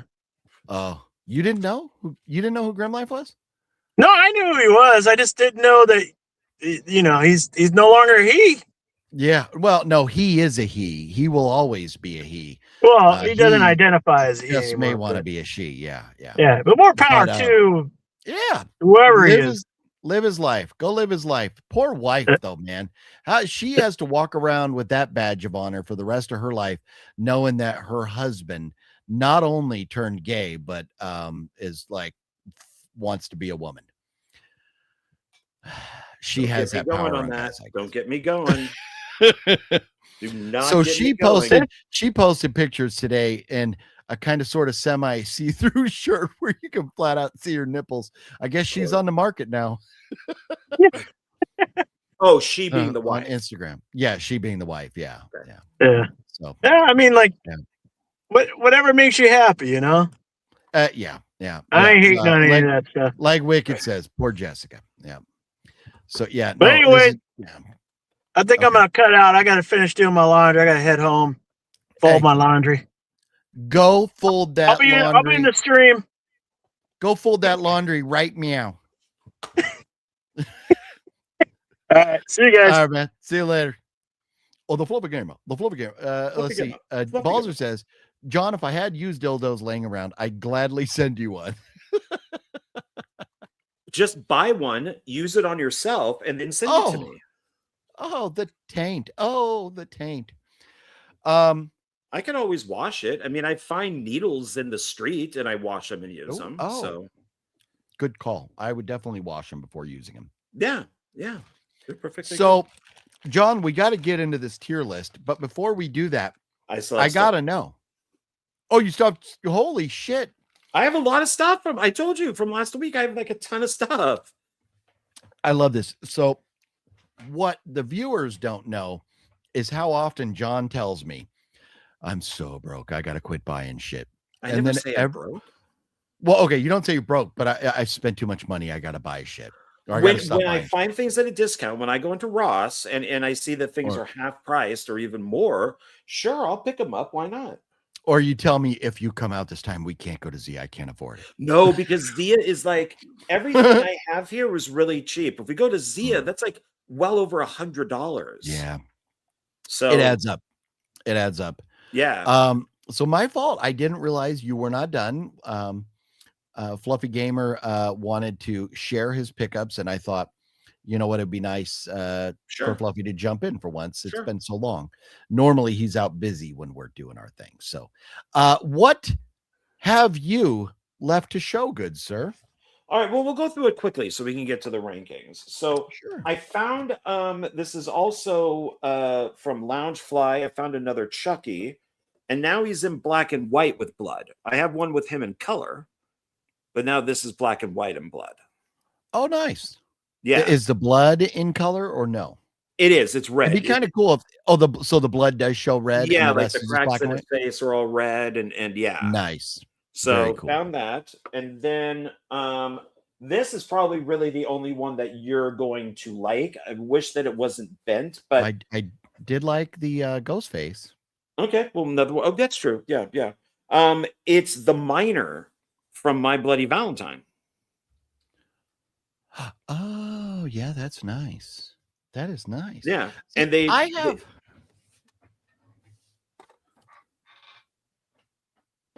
No, that's not it. That's not it either. Sorry, I have something kind of like one of those, but it's up to you. I can't reach it. But like I have like my Iron Maiden yeah, those spawn. are great. Like the what is it, the Todd McFarlane ones? Yeah, and then my Robotech little guy here. But I have something kind of like that, but I forget what it's from, but it's up high. Yeah, these are That's the cool. Toonie- Nice. the Toonie Terrors. Yeah, and you could take Yeah. them out and put them with the background inside the mine. So this was originally $15 and it was only $8. So I figured I wanted to pick that up. Then we do have another Ghost Face. This is also from Ross, and it's him slashing. So we got that. And this was originally $8, and I got it for $5. So that's him. That's what he looks like there. Nice. So I got a fair amount of Ghostface stuff. Then I got another Fast and the Furious car set. This is the second one. So there's 2 sets. So they're Okay. on the back Oh, there. so you have all 4 of them. Yeah. Nice. And That's cool. then, When you get something like that and you can get the whole collection is very cool. yeah. And I think it was the same price. Yeah, like $11.99 and it was $17. I did find one Funko Pop, and that is the Thing in trench coat from Fantastic Four First Steps. Oh, nice. So yeah, and it's him in trench coat. So I That's guess from the new movie. movie, right? Yeah. Wow. And how much you pay for that? Originally it was $12. I paid $7, so $6.99. Oh, yeah, that's not bad. Oh, maybe the movie is just not doing that well or something. Well, it underperformed. But yeah. And then the last thing I have is similar to the first one, except oh my god, this big ass Chucky. Wow. And he's got the hand there with the blade on it, and he's in that kind of good guys box. So we got that, and we got this on the sides. So it's similar to the really tiny one that I found. And this was originally $30. I paid $15. Okay. So Yeah. are you still going to get the big one if you can ever find it? Oh, they have it on And Amazon. It's $100. It's $100. But Okay. yeah, they have it. So I'm going to order it through them instead of ordering it through Spirit Halloween, since they screwed it up last time. Yeah, nice. So Yeah, I still want to get me the Annabelle doll. I don't want the Raggedy Ann and Andy looking Annabelle doll like the real one. I want the one from the movie. yes, I would like yeah, to that's the one sit that I on would my get couch too. over here. Yeah. Did we want to quickly talk about what we watched? Yes. First, let me get caught up on the comments real quick. Okay. That Toonie Terror figures are pretty cool. This is Metal Greg. Yeah, they have some good ones. Sean 420 wants to know if those are petunias. They're not, and John probably would not get the reference. Adam the Woo. Mr. Jommy says cool cars. Met both of them, never knew. No, Christian, this came out today or yesterday that Grim Life, the dude is leaving. They posted a thing saying that they're ending their marriage, they're staying friends, but he's been wearing dresses and painting his nails and stuff for a while. So we were all kind of like, we understand he's like the goth guy, but like it was kind of leaning a little bit that way. And so it's not a huge surprise. Metal Greg, I loved all the late 90s, 2000s music, pop culture figures McFarlane did. I wish, or I hope he can get the license to review that. Yeah, that would be awesome. Yeah. Or you get lucky and you're like at a swap meet or garage sale or thrift store and just find a bunch. Would be very cool. John, first, before we talk about what we watched, we've got to do this, sir. We've got to do this. I stole your tier list, but this is a special tier list. This is a tier list involving jelly beans, sir. We must rank, and so they only have the 5 spots on here, so we can double up on some of the jelly beans. So what is your least favorite jelly bean, sir? I would have to say black. Yeah. You know what? And blue, I don't know that blue really exists. So in these, we have orange and white and red and purple and pink. Well, maybe the first orange is yellow, really, and the other one next to the green is Yeah, orange. that's what it kind of looks like. Green. Yeah. 1, 2, 3, 4, 5, 6, 7. So the blue and the black are not in this. I don't know, aside from like a Jelly Belly, that I've ever had a blue jelly bean, because Brock's typically doesn't have blue. So I will give you the black jelly beans at the bottom, and we're just going to rank least favorite to favorite here. Or you know what we should do? Well, I can't do both. Maybe we'll do your favorites and then I'll rearrange in mine. So blue jelly beans, where are you going to put the blue jelly beans? Have you ever had blue jelly beans? Because I would kind of leave them off to the side. We don't have to rank them.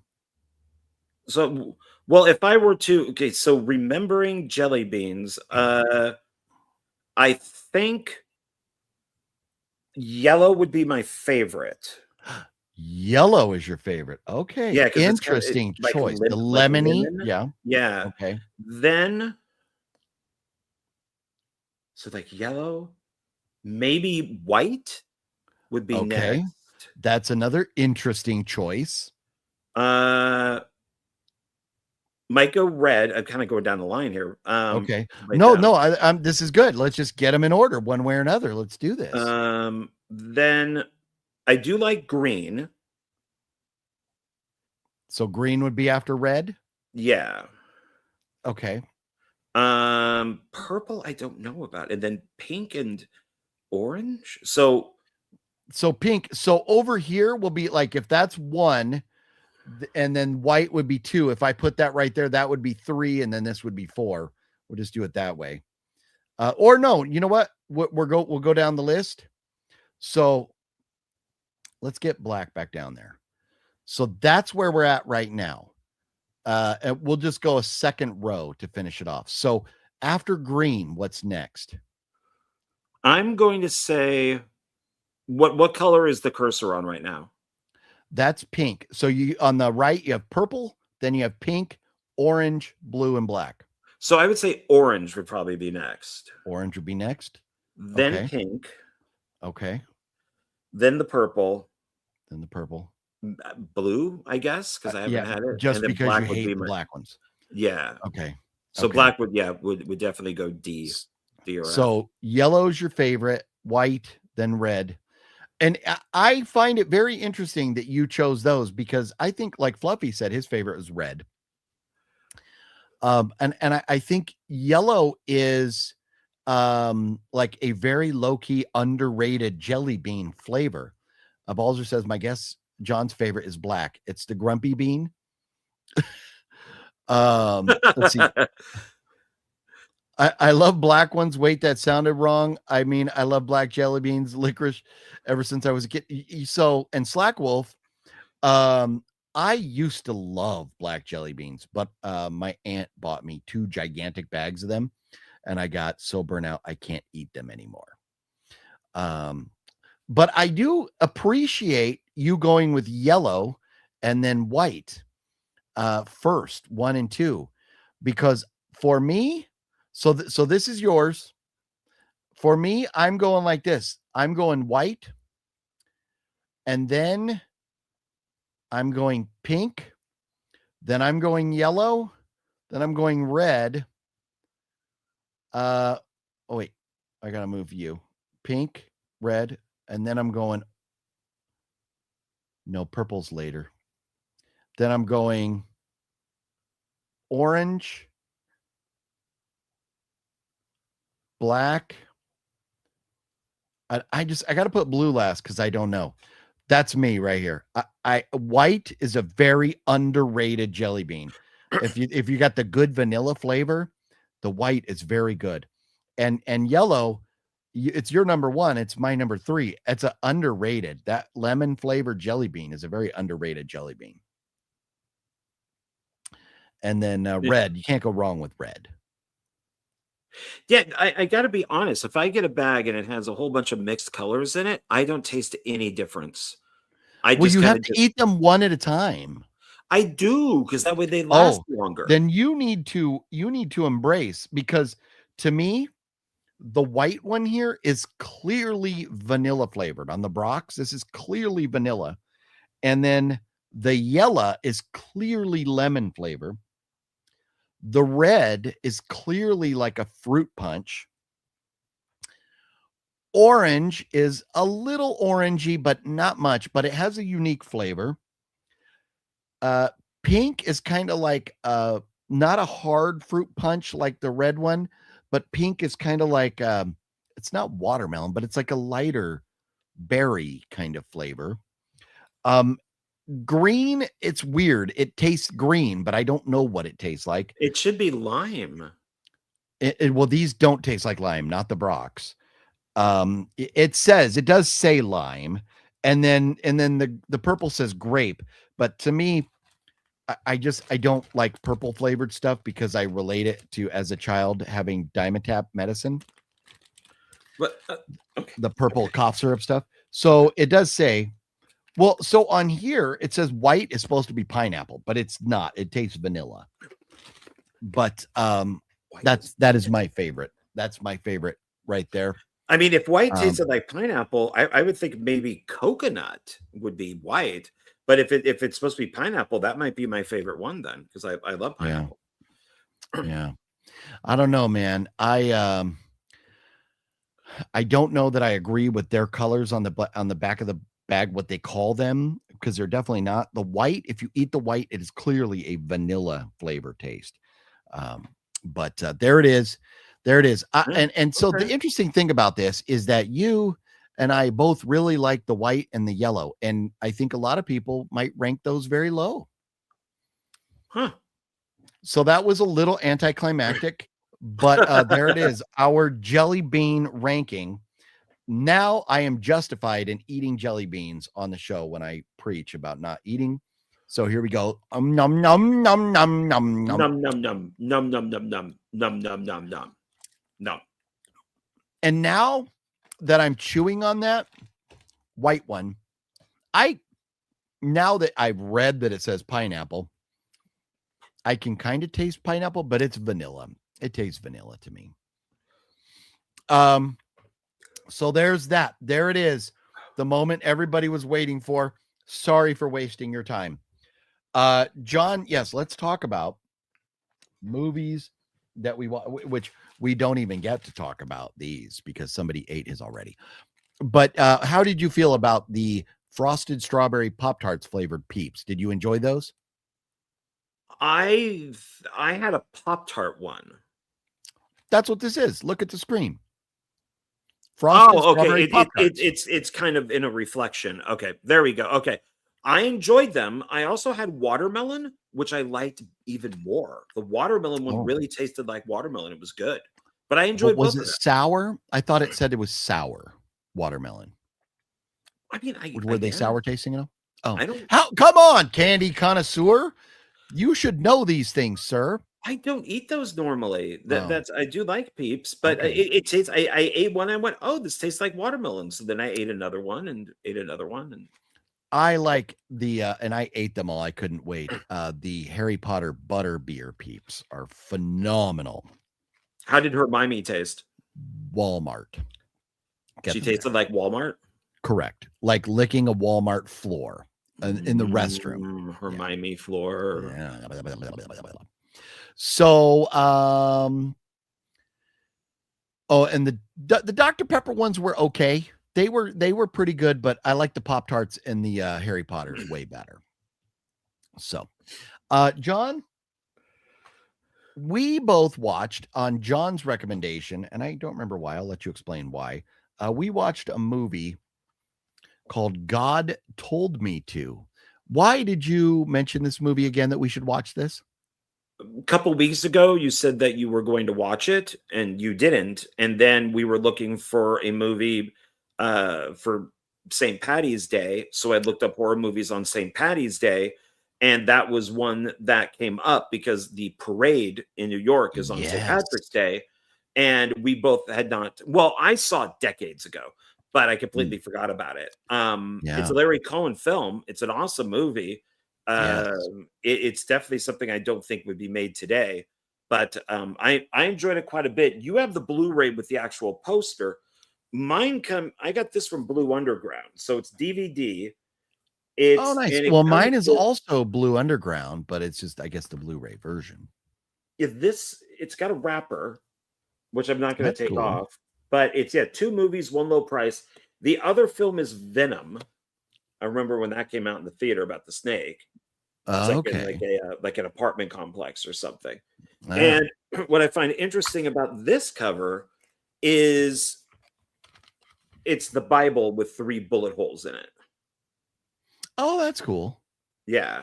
So I got a reversible artwork here, which you won't know if you can you open yours? See if you on a DVD, you probably don't because it's a solid black case, but you never know. No, it does have a sniper.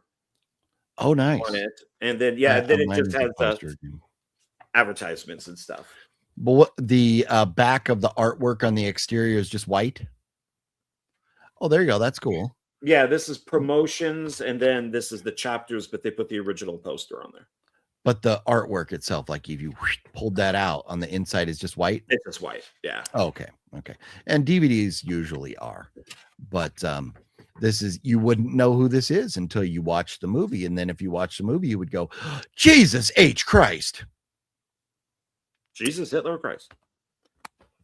That's what you would do. Yeah.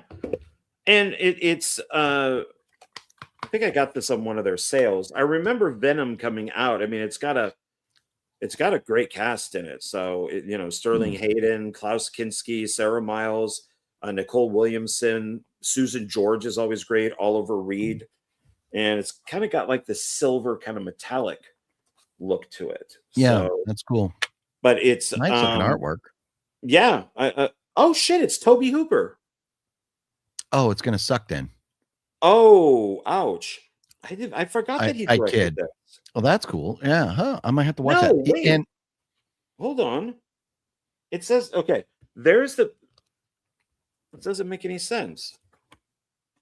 Okay, so the other side is the chapters, but okay, this is a poster that they're putting up there, and it says Toby right Hooper's here. Toolbox Murders was terrible. Oh, this is the original pre-production advertisement, but it does say directed by Toby Hooper. But then if you go here, it's directed by Piers Haggard. Huh. So maybe they're thinking of 2 different films, or maybe he was going to direct it and did not. Let's see. What year did it come out? 1982. Venom with Klaus Kinski? Yeah. So it's showing 2 directors, Piers Haggard and Toby Hooper. Oh, maybe one of them left and then the other guy had to take over. Or I mean, there's movies that have 2 directors. I do believe the brand new Ready or Not 2 had 2 directors, It's possible. co-directors. So It's possible.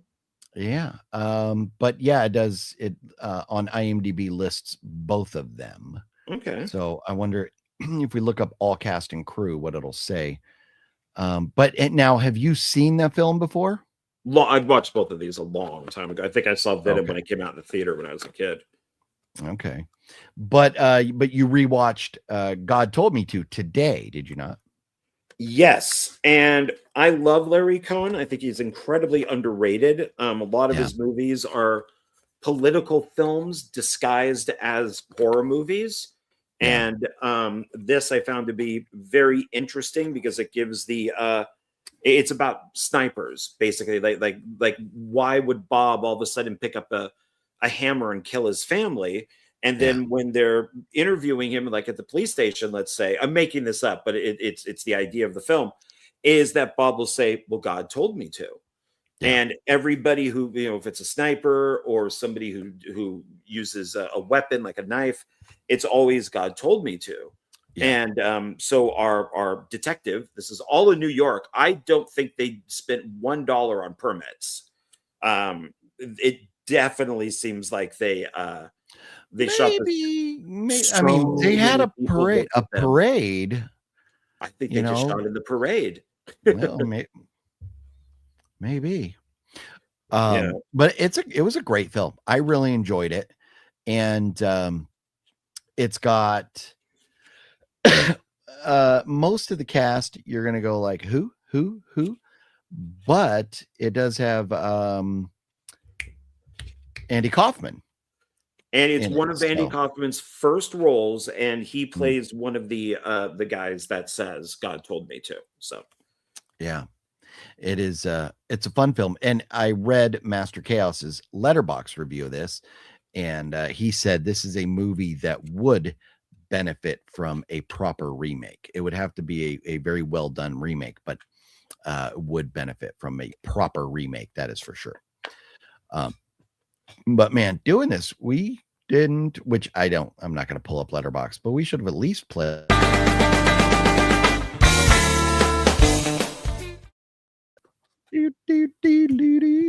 Looking at Letterboxd, but God told me to. I enjoyed this on a 1 to 5, and now considering it, Larry Cohen, it's a great story, good twists, and you have to forgive things because it being from the 70s, there's the certain effects or whatever may not be as good as like stuff that would be done nowadays. Even kind of the acting in the 70s was sometimes wonky. On a 1 to 5, where are you with this movie, John? 3.5. And that's exactly where I believe I am. I'm wondering at the time what I may have ranked it on Letterboxd. I don't recall offhand. I watched it a few days ago, and sometimes I have to go back. And this is what I love about Letterboxd, is that I can go see what I ranked something, because I am an old man and I forget shit a lot. I hear you. But God told me to. I gave it a 3, but I gave it a heart. I did like it. But I also, let me just pull up my Letterboxd here real quick and just show everybody. No, not that one. There we go. So, maybe it might be kind of hard to see. Well, there we go. So, after God told me to, I also watched Ambulance. John and I had started watching Ambulance at his place a while back and got about an hour into it. And I think we both got tired or something and we turned it off. No, I think this is what you did while we were watching it. I do that with every fucking movie I watch, sir. I do that with every movie. And so we turned it off. So, yeah. But it was okay. It was okay. I don't hate it. It was a good, enjoyable movie. Will I ever watch it again? Probably not. And then I went to the theater and saw Ready or Not 2, Here I Come, and I give that 4 stars. Then I watched The Bride, and I gave that 1.5 stars. Wow, I'm surprised about the half. And yesterday I watched A Blade in the Dark. Oh, one? And one fucking star. This movie is trash. Oh my God, that's Lamberto Bava. How can you say that? I say that because I knew who the killer was in the first 5 minutes. Then what seemed like 17 hours later, we got the reveal. It was boring. It's so boring. I can't repeat that because it's so Lamberto. Let me find Mr. Master Chaos's review of this. Super dull, incredibly boring, and almost a complete waste of time. But he goes on to say, the sad part is I loved this movie the first time I saw it 20 years ago or something. So, John, I would love for you to rewatch A Blade in the Dark and see how you feel about it now. Because it just did not age well, in my humble opinion. Well, that's probably when I saw it, was like 20 years ago.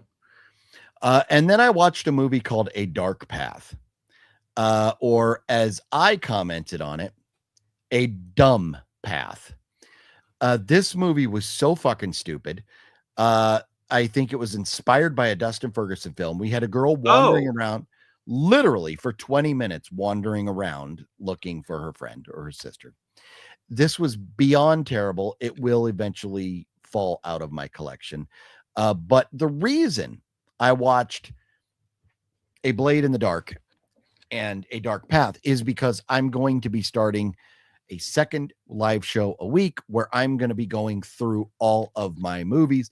So I'm trying to watch them in alphabetical order, and we will talk about one shelf at a time.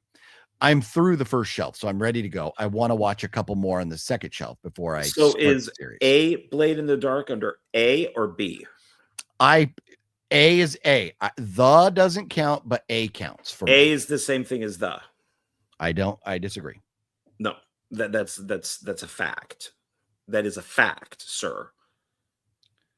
I disagree. When English disagrees with you.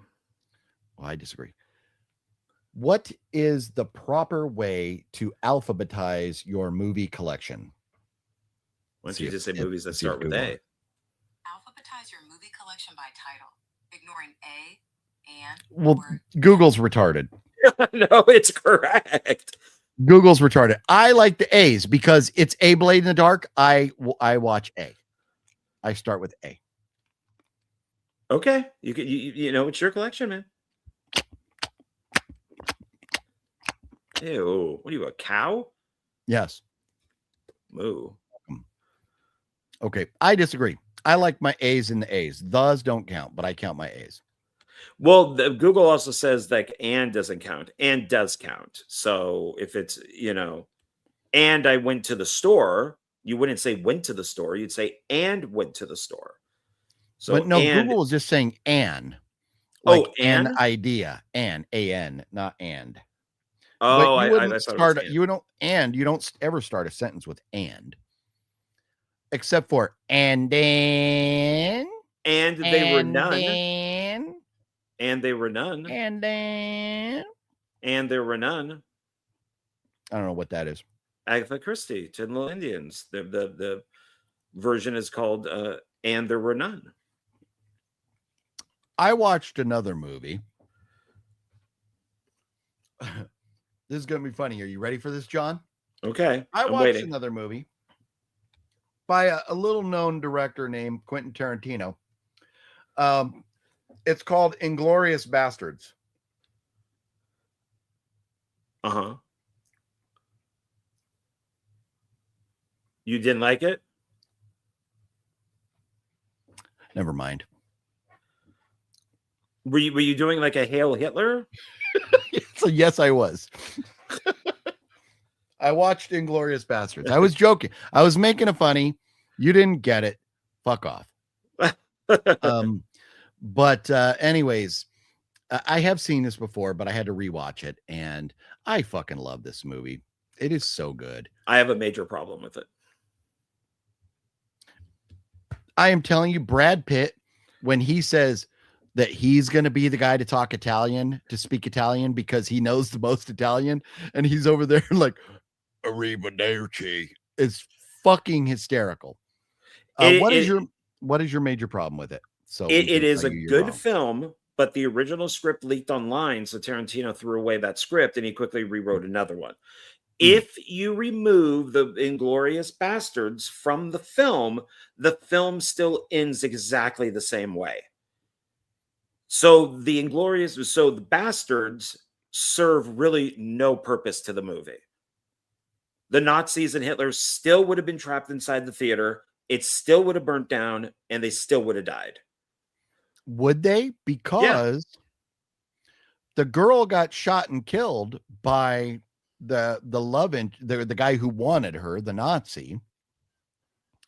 And so she was in the projector room. I guess she had already started. Everything was already going. The fire was already going, all of that stuff. And all the doors were chained closed. But it wouldn't have been as fucking funny. No, I really enjoy the movie. I've seen it a few times. I own everything that Tarantino has made. And I tend to think that Once Upon a Time in Hollywood is his best movie. But I do like Inglourious Bastards. I just think that is a big flaw. So you're just saying you want the one plot line. You don't want all the subplots. Give me subplots. I want the subplots. The subplots should add to it, not be meaningless. Maybe not necessarily exactly how it would end. I mean, I understand what you're saying. It would have ended Hitler's demise in the film. And we know Tarantino always does this. He looks at things in an alternate reality. If this would have happened, like Once Upon a Time in Hollywood, we know, the Manson family murders didn't turn out that way. We know Hitler's Nazis didn't die this way. So it's the alternate reality, but this was fucking funny. And I liked all the characters. And so maybe if the ultimate goal was, yes, killing Hitler, but what about the goal of them scalping the Nazis that were out killing Jews? They didn't just want Hitler. They wanted all of them dead. So this way we got to see all of them dead. So I don't have a problem with that. It's subplots. To me, it's just bad writing. Oh. Because it should everything should lead to the theater. And so that everything they do should work with the girl at the theater. They should come together. And but if they were locked out of the movie theater, the same result would have happened.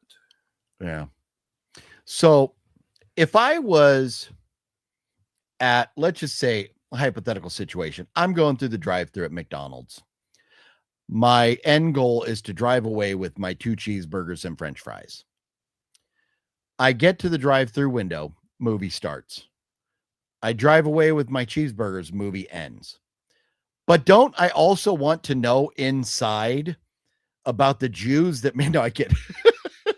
Don't I want to know also inside about the lack of cleanliness and the mice that were chewing on the bread that I was served, which was inconsequential, but it made a difference to me knowing it, but it did not alter the end of my story of getting my cheeseburgers.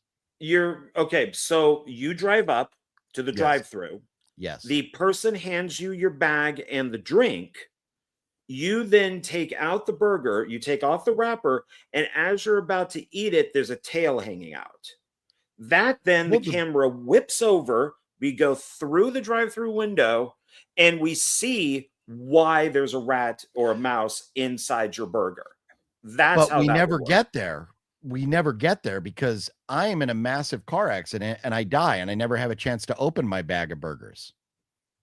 Then it becomes pointless. But we still would want to know that there was rats in that McDonald's because then we would have went to Burger King instead. Well, you're dead, so it really wouldn't matter. I guess this is true. Anyways, I mean, how's that for a tangent? That's when you do the whole sliding doors thing, like Gwyneth Paltrow film where instead, she gets off the train and she makes a left, and that's one story, or she gets off the train and she goes to the right, and it's a different story. I like those books. Remember those books in elementary school?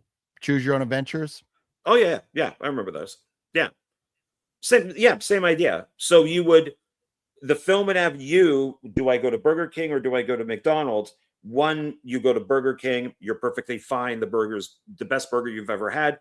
You go home and you get to have sex with your wife. The other one, you go to McDonald's, it has the rat in it. You see the tail, you're and then you crash into a tree and your car blows up. Wow. Yeah. Remember, I said this before. My screenwriting teacher in college told me I was the best writer in class. So there you go. But you were homeschooled, sir. Well, yeah, I'm Republican. What do you think? I'm Republican. What else did you watch? Did you watch anything else this week? I need to start the Leprechaun movies for next week with Donald for film discussion. We're going to be reviewing the first 4, so I need to start that. 9. I'm not talking about what you need to watch. What did you watch, sir? I did watch Fantastic Four First Steps. I did finish Scream Queens, so seasons 1 and 2. I watched Scream the TV series. I watched. Did you get all the way through it? Scream? Yeah. I've already seen it. Yeah, I saw it when it originally came out, and I still think it holds up. So, Braggadile Dundee over here. I've already seen that before. I'm so special. That's why I've already watched it. I saw it when it originally came out. Loser. John, do you like the spicy nacho Doritos or just the regular nacho Doritos? Not spicy, but I would like that. I like the Cooler Ranch. Oh. I'm sorry for I called you sir a minute ago. I'm sorry for misgendering you. How is that a chick thing? Cool Ranch. That's a chick thing. No, I'm sorry. Spicy is a chick thing. Men like the spicy nacho Doritos. No. Or the green chili, or the sweet chili, the purple bag, the green bag, or there you go, Larry. The sweet chili. Those are pretty good. The lesson is don't eat out or you will die crashing into a tree with a rat in your bag. But it depends on the person you're eating out. See, and that's it, Fluffy. I actually dodged a bullet by dying because then I didn't have to eat burgers that had mustard in them. Which is the way it should be. I dodged a bullet. Jesus Christ. Okay. All right. So then I think we need to dive into our tier list. Are you ready? Or was there anything else we needed to address or undress or regress or digress before we address? I don't think so. Okay. People should go see the watch party that I did for Meat Hook Massacre 4. Oh yeah. Yeah. So that was I saw that. Thanks for fucking inviting me or letting me know when you were going to do it. I had to find out because of fucking YouTube notification. You knew of it. Ooh. I told you that I was doing it. I do not recall. I tried to be. I asked people's opinion on this, and I got the same answer on everyone. I was torn between should I destroy this movie, my own film? Should I tell every little thing that went wrong with this movie and who's to blame and call everybody out for it, including myself? And people said, no, don't do that. The only thing that matters is, did you tell them where you got the idea for the name Ruth? I didn't. No, it did come up in my head, but I said, fuck that guy. Fuck you. I did bring you up and the show. I said, baby Ruth, because of Bubba Ruth. Remember I came up with that when we were sitting at Denny's? You did come up with that, but I knew that you came up with the whole thing, but I forgot how it was brought up. You know, how we came to that conclusion. Whatever, Emily. So Emily. And I don't mean that metaphorically. I wonder if that's why he went with Emily, because the night at the Roxbury. Was her name Emily? Whatever, Emily. Whatever. I have no idea who you're talking And I about. don't mean that metaphorically. Whatever. Molly Shannon's character in Night at the Roxbury. What was her name? Was it Emily? I barely remember that film. I don't think it was Emily. I mean, I should own it since I got to work with nice bulbs. Richard Grieco. And take a picture with Was it Emily? Oh, yeah. Yeah, Richard Grieco. Thank you very much, everybody. Thank you very much. Thank you. Thank you very much. Yep. Was he wearing makeup? Well, he was in a movie, so I would think so. Did he touch your privates? No, but I do have a great picture of him where I'm on my knees acting like a little fangirl. So I'm just like, oh. So you're telling me a Night at the Roxbury should go in the N section? Yeah. No. No. No.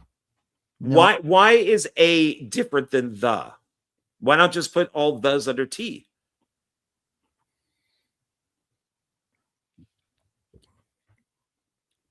Because it's the. It doesn't count. Either does A. A should count. It's Night at the Roxbury. Because A could be like, well, would you want... I'm trying to think of something that has to come in multiples. You're not going to watch a movie about a boob. You're going to watch a movie about boobs. But if there was a movie about a boob, you would want to know that there was only one boob. You would want to know the singularity of said boob. So you would want to know a boob, not boob or how boobs. How about the boob? No, because it's not the boob, it's a boob. It's the boob. But if it's the boob, specific boob, like the it's greatest a boob ever, it would be the boob. It's just a boob. So if it was called, what about abominable? You're just going to put it under B for abominable? No, because abominable is a word. Like asshole. You're just going to put it under John Ward? Oh, wow. Thanks, Balzer. I mean, OGB. Oh, man. Wow. You're welcome. What are we talking? We got to do a list. Are we doing anything else before we do your shit list? No, I've been ready. Let's do it. Let's go. What are we? I'm looking forward to what we got to talk about. And we also need to revisit. I got to put these fucking jelly beans away, you bastard. Where we put Tremors. We need to revisit that since Gale sent this to me. Maybe it even needs a timeout until we watch it, but or maybe down the road some point it'll get revisited. Okay. You know what? I'm stopping with the jelly beans after this one. I'm done. You know what will be fun?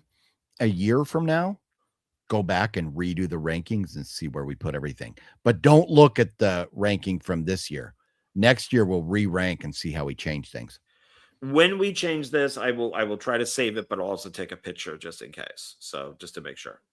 Good idea. Yeah. All right. Are we ready? I have shared it with you. Okay. Here we go. So because you were so triggered with Camp Blood, I made sure. Fuck you. Don't ever call me triggered again, sir. But triggered. For you, I did add, so there's 15. I did add one extra just for you, and it will be our last one that we do. Okay. So now, are you trying to trigger me again with that? Am I going to be triggered? Are you going to ruin my whole week because of being triggered by a title you put on here?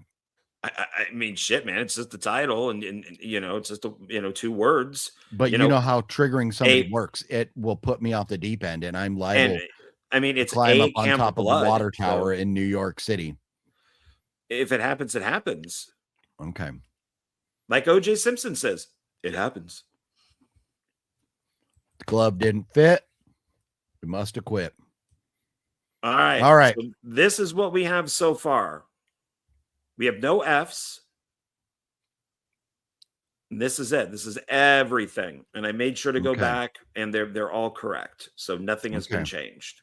Okay. We are biased. We have no Fs. Guaranteed. A lot of people would have some of these in the F category, but we are biased because we're horror fans. What are you going to do? No, maybe they could tell us which ones that they would put into F just for fun. Yeah. I mean, it's right here. So I say we just keep on chugging until we get this list done, till we burn out all possible franchises. We we are kind of running out of stuff. I'm having to get into those kind of specialty, like Sean 420 says Chud. There's 2 Chuds, so Chud could be there. But okay, so we are doing, and I always try to hide this. Okay, demons. Oh yeah, we talked about. I thought we did demons last week, or no, we did Night of the Demons or something, huh? Yeah, Night of the Demons is right here. Yeah. Okay. Demons. So this is Dario Argento presents. Yeah. From the director of A Blade in the Dark, Lamberto Bava. There's technically 3 of these. The Church is actually a prequel, but I love Demons 1 and 2. These are very Italian, great soundtracks, lots of gore. So I love Demons. Have you seen them? Yeah. 1 and 2. And I think we had a conversation a while back. Was Church the one I watched and didn't realize it was affiliated with those? We both found at Dollar Tree the Church that has Bill Moseley in it, but it has nothing to do with it. No, I know that, and that's just trash. That movie's terrible. Maybe it was another franchise. There was a movie I watched, and I didn't know it was affiliated with another franchise. And you're like, oh, that's... It's like they were going to do Demons 3, a prequel, and then it's a different director, but Argento still produced it. It's very serious. And it's really, I don't think you could watch it and then watch Demons and Demons 2. I think it's a separate thing. But technically, I guess it is. And then, of course, there's a whole bunch of random movies that are called Demons. While I agree with House of G Fam, we had to give John this one. We had to give him Children of the Corn. I love Children of the Corn. I'm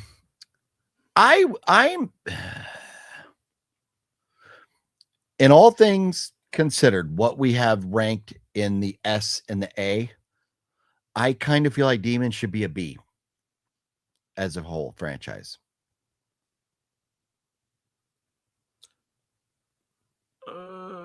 I could do B. Okay. I think that's fair. Yeah. Okay. So the Church with Clint Howard that's not that Church, right? Clint Howard wasn't in. No. This is all Italian stuff. Oh, no. I think Fluffy's talking about the one with Bill Moseley. Right? Wasn't Clint? Yeah, Clint. Yeah, no. Fluffy's kidding because we hated that fucking movie. I think I watched that with Fluff. Oh, yeah. I own it, but I've never seen it. A masterpiece of shit is what it was. Oh. Okay. This is something that you brought up. Pet Sematary. So there's Pet Sematary and Pet Sematary 2, same director. There's the remake of Pet Sematary. And then there's the prequel to the remake of Pet Sematary called Pet Sematary Bloodlines. So we have 4 movies.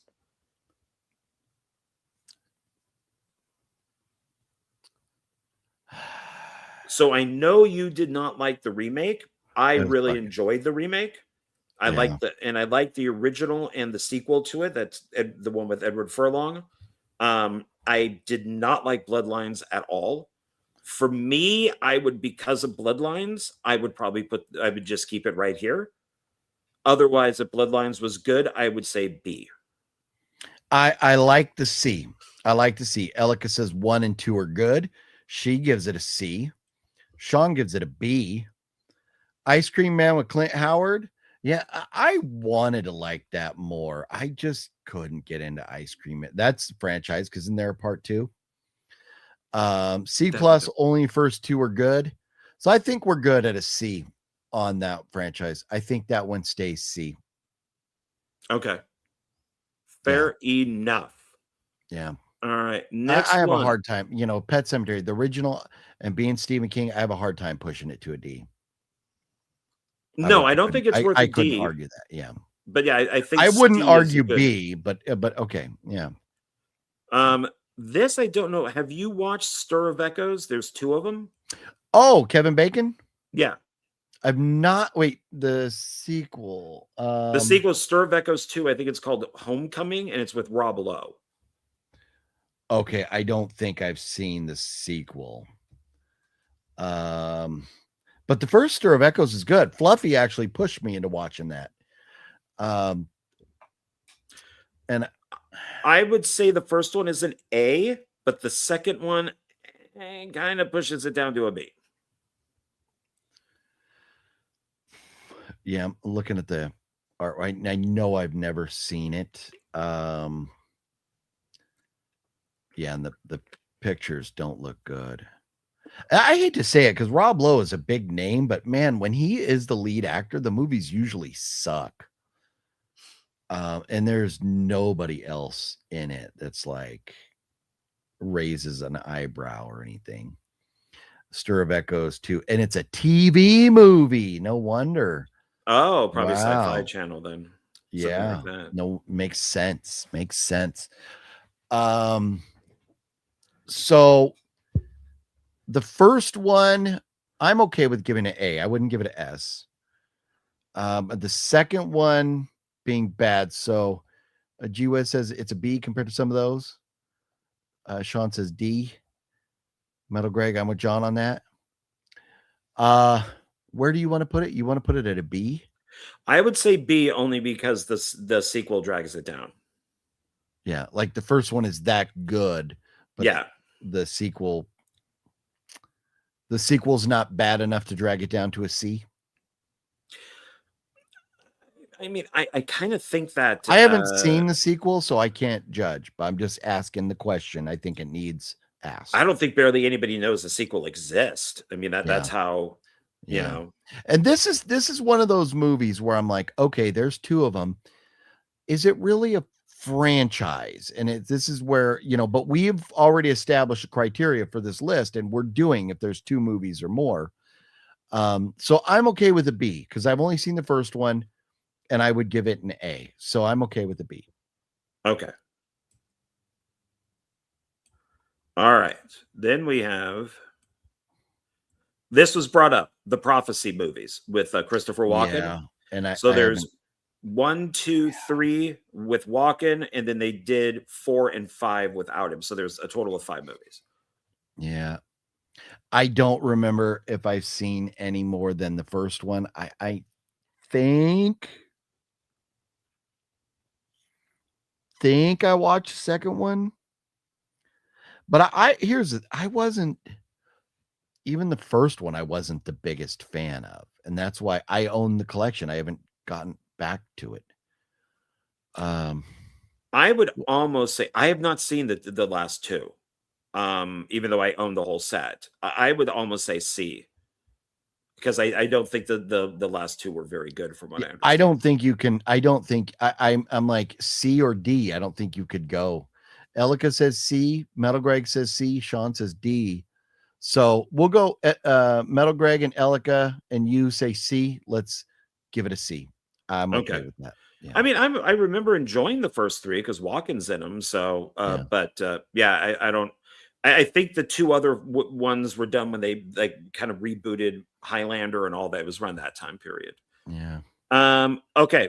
This one is kind of for me, but Blade, the 3 Blade movies. Oh, fuck your mother. No, I love. Okay, Blade 1 and Blade 2 are fucking awesome. Blade 3 is fun bad. It's bad. So much stunt double, but Blade 3 is still fun. I like it more than most people. I enjoyed all I recently 3. And I got the 4K fucking collection over here. Oh, nice. Okay. Yeah, I enjoyed all 3, 2 Maybe not being the 4K. best. Blu-ray or something. I think 3 is a little underrated, You but think 2 is and there is yeah. But it also has a TV series too, but we don't have to count that. Yeah.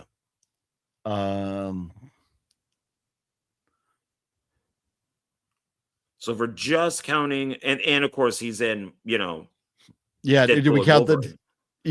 do we count Deadpool? There's only one blade. There's only going to be Yeah. one blade. Elicus is A, Sean says A, Metal Greg says A. Yeah, I am comfortable. So 1 and 2, I would give those maybe like A minuses, but they're still in the A's. And then part 3, I feel like it's bad. It's really like a C, but 1 and 2 are good enough. I'm good leaving. I'd give it an A as a franchise. I agree. could sit and watch those fucking movies, man. Dude, any movie franchise that starts off with a fucking nightclub scene with that song that you will not get out of your head once you watch it, fucking blood spraying down all over everybody. No, I'm fucking sold. And it's got Tracy Lords in it. She's one of the vampires at the beginning. So, okay. Next, Blade was made in the Czech Republic where I was born. Sakul says, nice. Yeah, I know they film a lot of stuff over in like Eastern Europe for like because they can do it free, not free, but cheap. That's like Rob Zombie filmed The Munsters. I don't think in Czech Republic, but over there somewhere, Hungary or something. Prague is like another place where they like to make stuff. Yeah, over there. Yeah. Crazy there's no F yet. I know. We all kind of like stuff, so yeah. Okay. Okay, so I just thought of one for next week that I don't think we've done. So let me quickly goody. Yeah, I can go through too and start pulling things to talk about. I'll look through my collection. There was somebody in the chat mentioned one that I said, oh yeah, we could do that one too. Let me go quickly looking. What was it? Ice Cream Man, Clint Howard? No. Waterboy or Clint Howard? I don't know. House. We already did House. Oh, Chud. Oh yeah, Chud. So see. Fucking Chud, man. The first Chud is amazing. Okay, so I got those sitting there so I can pull posters for them. Okay, so the next one is House on Haunted Hill. Ooh, so what are we counting? So this is going to sting a little bit. So you have House on Haunted Hill with Vincent Price from the 50s. Mm-hmm. Then you have the remake that was done with Chris Kattan, and I forget the dude's name, but Chris Kattan was in it. And it had Marilyn Manson's song "Sweet Dreams." I'm trying to think who played the Vincent Price role. But you had the remake, and then there was a sequel, Return to House on Haunted Hill. But there's another one. Jeffrey Rush. Thank you. That's who does a great job in this is Vincent Price. Oh, that's fucking right. And you know what? And we just talked about that on the Pirates stuff. Yeah. Isn't it amazing how different he looks in this, playing the Vincent Price role to being a pirate, to being Barbossa? Like, what a fucking difference. Yeah, he has in this like the little kind of cheesy Vincent Price mustache, like the little pencil mustache. So here's where it stings, and I don't know if we want to count this. Okay. Guess who did a remake? If it's an indie micro budget filmmaker, I don't care. It's not part of it. Okay, it's Ferguson. So no, fuck that guy. That's nothing he does counts. Okay, so we're counting the original, the remake, and the sequel to the remake. Original, remake, sequel. Yeah, the three of them. Yeah, man. So Lisa Loeb, Jeffrey Combs, Chris Kattan, Taye Diggs, Jeffrey Rush, Famke Janssen. What a fucking cast in this movie. Yeah. That's not counting, Peter Gallagher, Ali Larder, and I mean, the whole cast was fucking great. Peter Graves. The original and the remake, I give them both A's. But the sequel, that's like at best a C. I really like the sequel because it's I love aftermath films, so I love seeing the house on Haunted Hill all kind of destroyed inside from the first movie. Yeah. It's Warner Brothers premiere or Warner premiere, and I kind of liked what they were doing, but it's not as good as the original. So where do you want to put this? What letter do you want to put this? I would say B. Okay, B is what I was thinking. Good to because go. of the original and the remake, and the sequel is not horrible. Yeah. So it's the franchise as a whole, a B. I'm happy with the B. Metal Greg says A or B. Sean says B. Elika said B. Did The Hitcher have a sequel? The Hitcher has like sequels and remakes and shit. Yeah. So I don't think we got The Hitcher yet, right? No. Yeah. I'm putting it here for me to take a pick of, so to grab that. Okay. So we're saying House on Haunted Hill is B. Okay. Look at this. There's the original. YBAM. Or is that the original? Or is No, this is just a Blu-ray of the remake, but here's the double feature. Yeah. I got the same thing, I think. Yeah.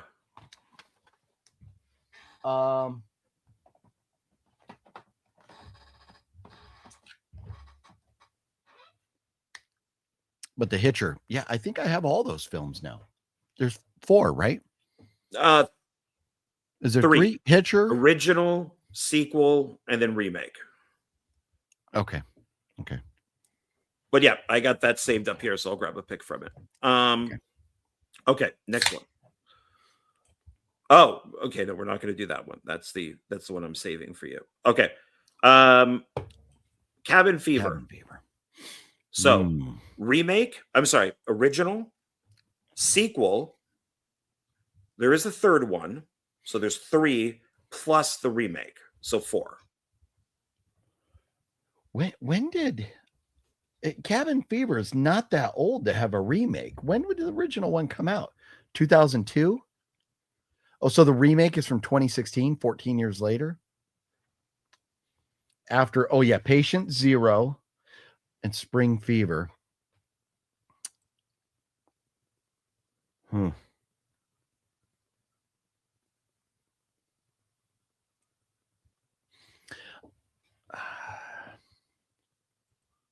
Seen Patient Zero and Cabin Fever. I don't think I've seen the other 2, the remake or part 2.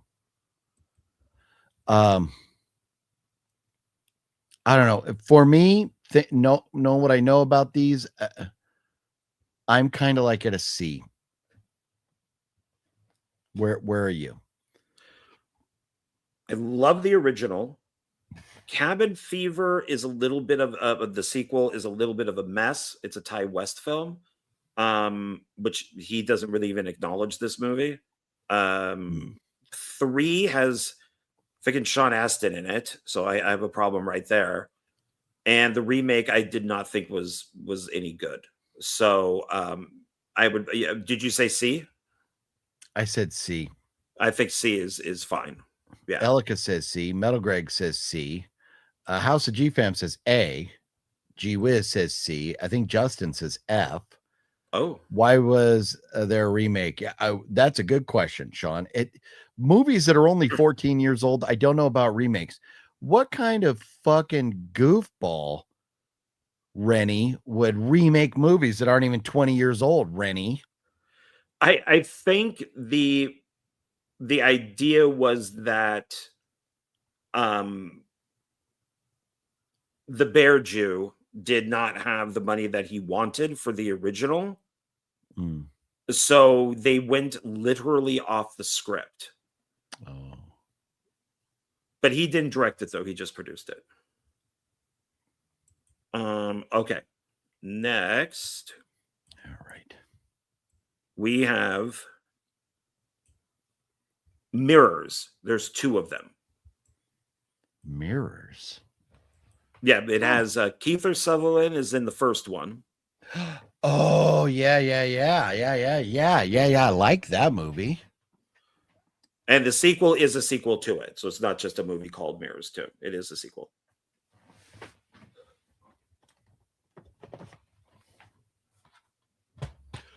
Bam, unrated, bitches. Look at that. That's look at it. that. Look at that. And Wabam. thank you for the proper wabam. You're welcome.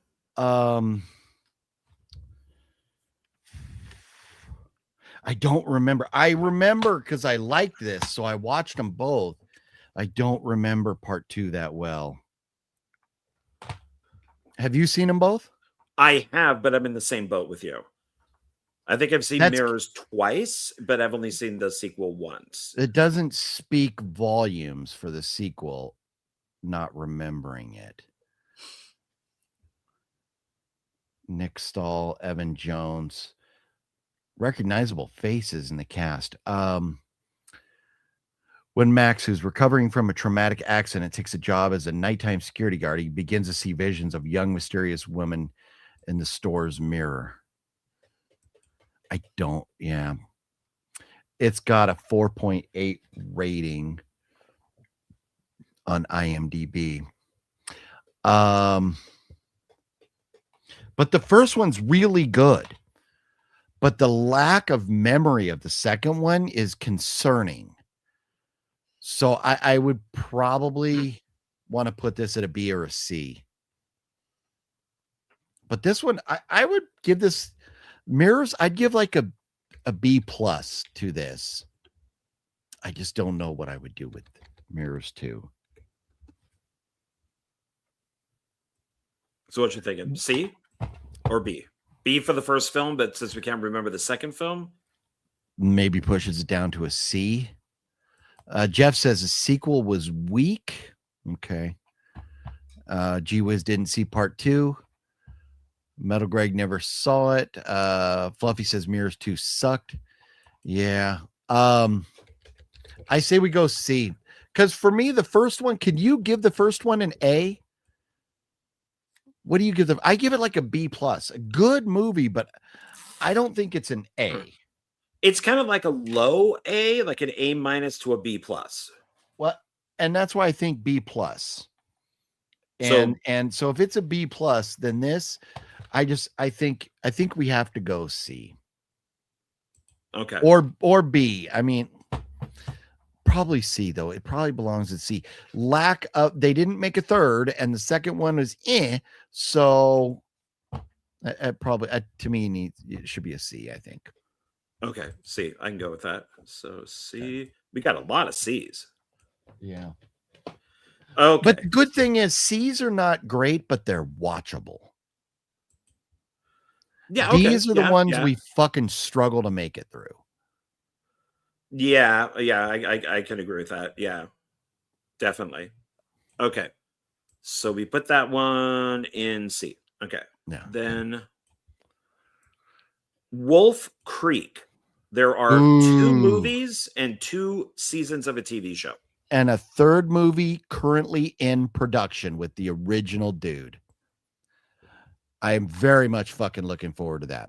So Wolf Creek, that's a movie that at Fluffy, did you watch that at Matt's with us? Matt was like, oh, you gotta fucking watch Wolf Creek. And I watched it, and maybe Matt hyped it up too much, and I was a little underwhelmed.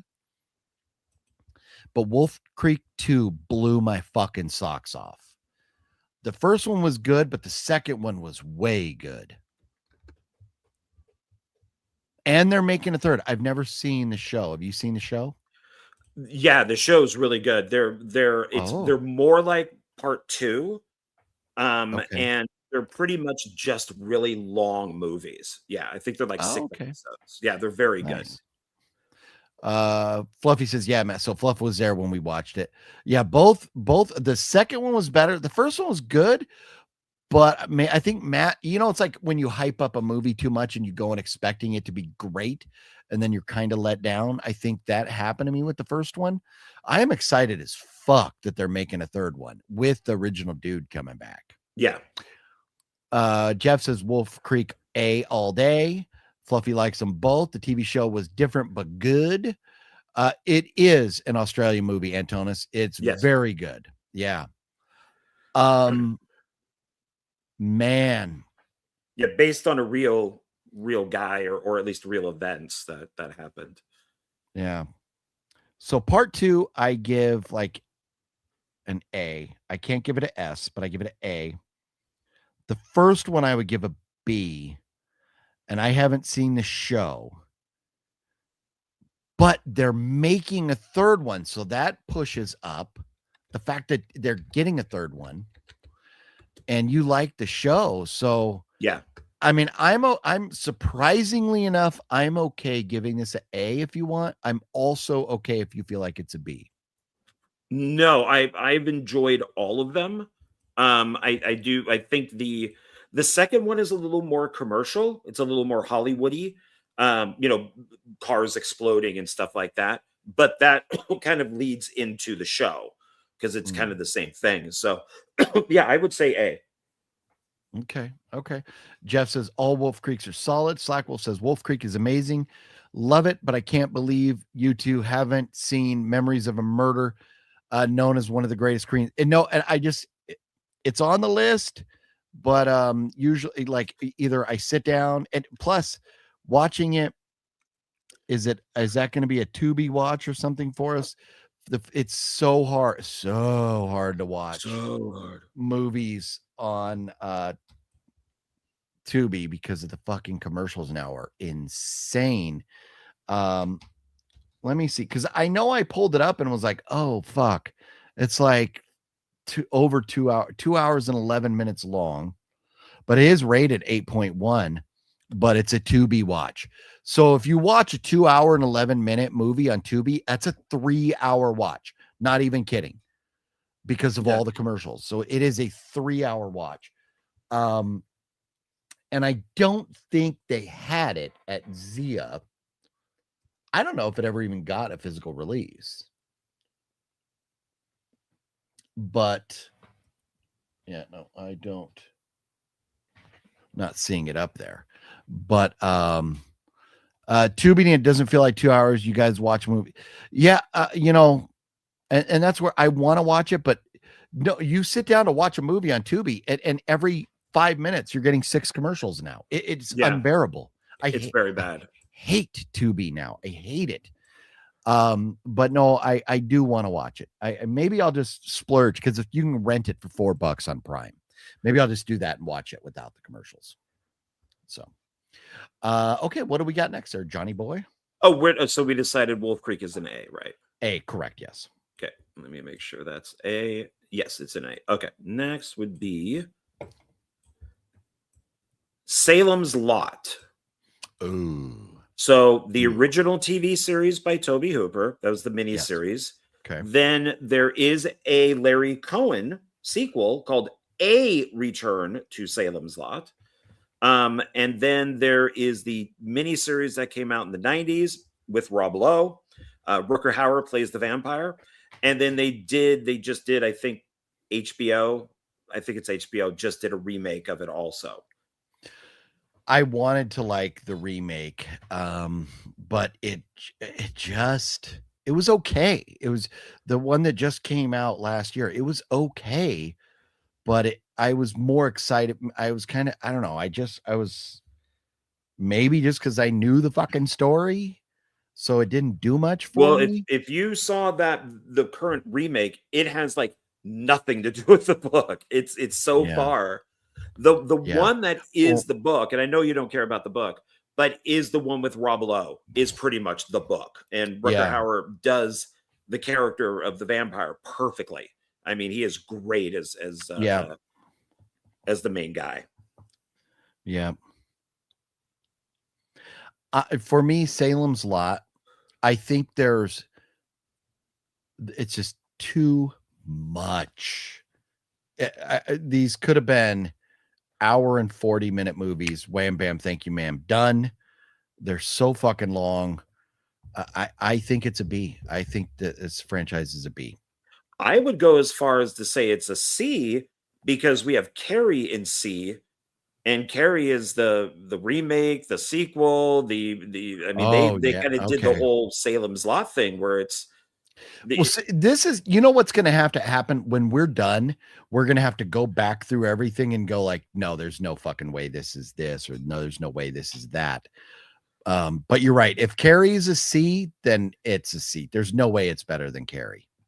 So, okay. Okay. Yeah, so we'll put that right here. But I don't want to go back and revisit anything yet, because that's going to open a can of worms that is going to make another 4 hours of show tonight. I think that should be the week after we finish everything. We should go back and revisit our list as a whole. Sure. Okay, now we have what is hey, this is something that you just got. Tales from the Crypt. So this would be the movies. So Tales from the Crypt Demon Knight, Tales from the Crypt Bordello of Blood, and then there is a third one. And then we of course include the TV series and all that stuff. But officially there are 3 movies. I love Demon Knight. I did not like Bordello of Blood. And I have not seen, no, I did see the third one and it just seemed cheap. Yeah, I like Demon Knight. I as well have not. I don't think I've seen Bordello of Blood. I don't think I know I got it.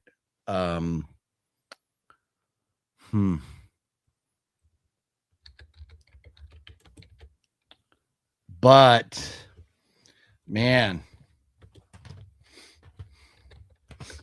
here's the thing. They're all fucking fun. I mean, like, I think everything with the exception of Bordello Blood, I don't know, they're fun.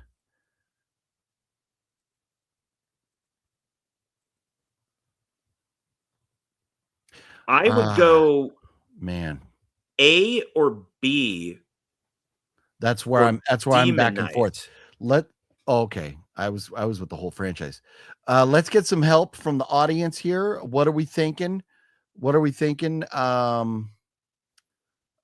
see here, because I don't know. Elika and Sean, I don't know if those scores were for the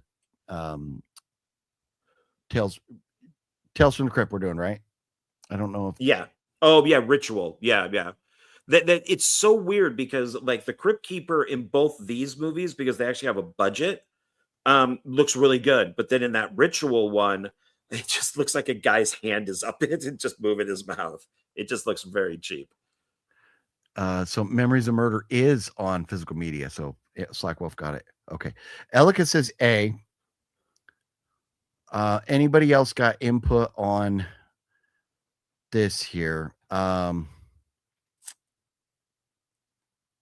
second one isn't bad. It's just, it's vampire prostitutes, and I think like Corey Feldman is in it. Yeah. They're fun though, is the thing. They're fun. A or B, you pick. Let's see, including the show puts it up to an A. Good call. And Elika says A. I say we go A, because if you and I are both like A or B and they're saying A, I say we go A. All right. If it makes you feel good, do it. Do it. Do it. Do it. Do it. You're in my world now, Grandma. Do it. Oh, I am in Do A. it. Okay, good. G Wiz says S. I mean, good, but I don't know. I can go S on it. Tales from the Crypt movies and the HBO episodes are great. Yeah. Okay. So A it is. A, it's on A. Okay. But remember, we don't count A. We don't. A does not count. Okay. I think it was Balzer last week who mentioned the subspecies movies. So here's subspecies. Charles Band, Full Moon Entertainment. I believe there's 5 of them now. And I think there's some kind of spinoffs, like a couple spinoffs from it. But it does follow the same vampire. I think I own one of the sequels. I don't think I have ever seen any of them. I can't offer any opinion at all. We'll have to phone a friend here. We're going to need, has anybody seen the subspecies movies? We definitely need to know. Where are you? Have you seen them, John? I've seen most of them. I haven't seen like the new stuff. I don't think I've seen 5. That's right. Balzer was not here last week.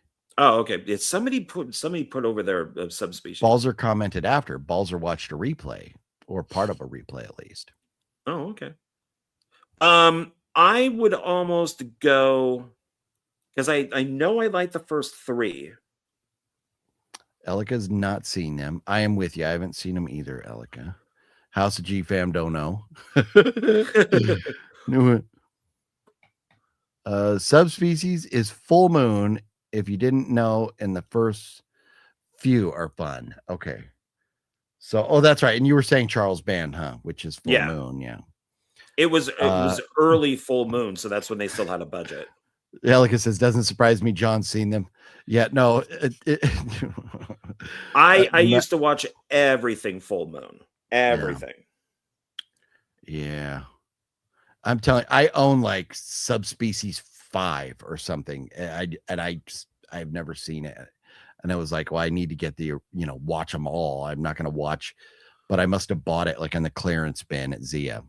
So let me see okay. So we have Puppet Master movies at a D. So that's full moon. Yeah. Is there anything else from Charles? Ghoulies is Charles Band. So that we have at a C. Anything else from him? I don't think we've done anything else from him because he has a whole bunch of series. Just matters if we want to get into like Evil Bong and stuff like that. But I think I don't think any of his stuff would be way up here except for maybe Trancers, but that's sci-fi. I'm scrolling through pictures from the first subspecies. I know I have seen this. The first one's not a bad movie. No. And I think 2 and 3 were shot back to back, which weren't bad. And then 4 was done much later. Okay. I think there's now a 5. Oh, yeah. Well, the fact they got Angus Scrim in it deserves to be counted.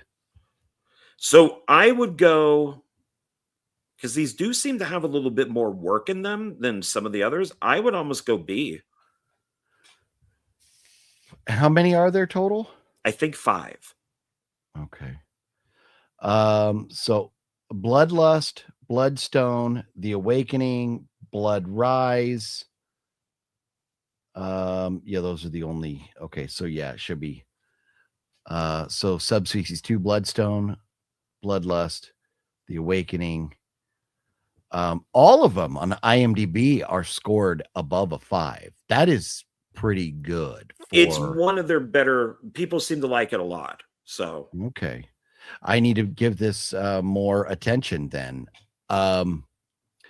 You guys are the reason why we can't have nice horror TV show things. Why? What do we do? Because we haven't seen them all? Man, I'm telling you. So let me remind everybody. There was from about 1993 until about 2015.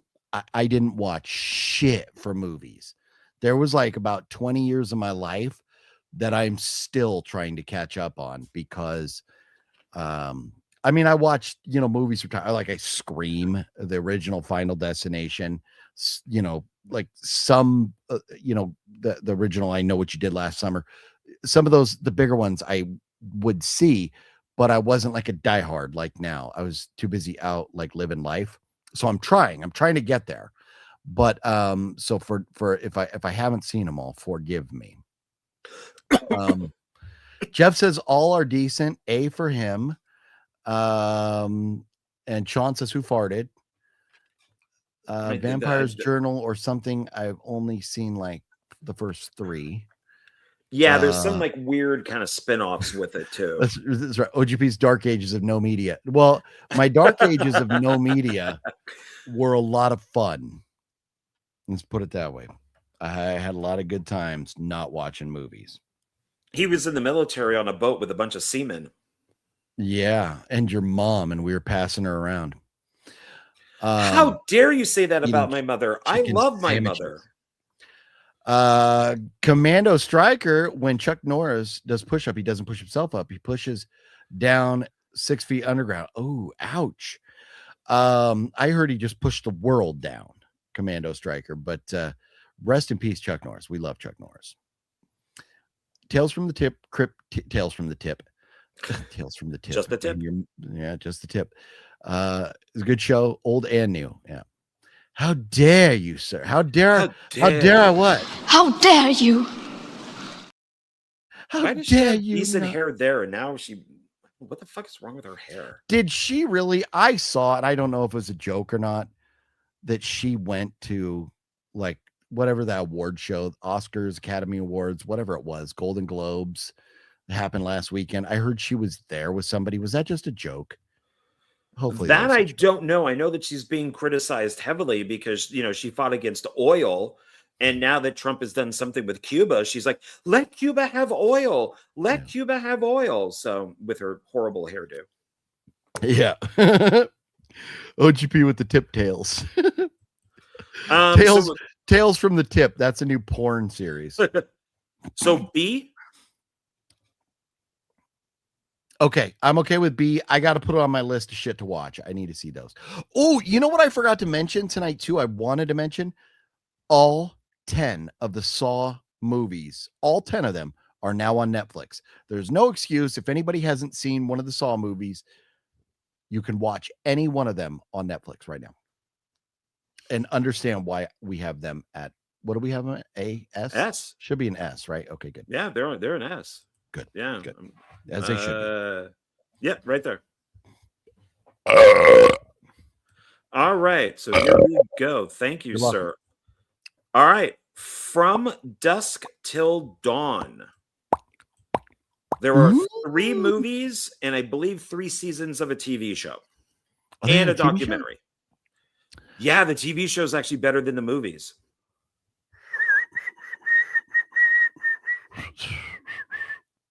The TV show's better than the movies? I think so, because it's like what Robert Rodriguez really wanted to do. So it's like he has like Hispanic actors playing these roles, and it's all kind of like what he wanted. I've only seen the first 2 seasons. Season 1 is a full remake of the original movie. And then season 2 gets into new stuff. I haven't seen season 3. I think it only lasted 3. But I thought it was really good.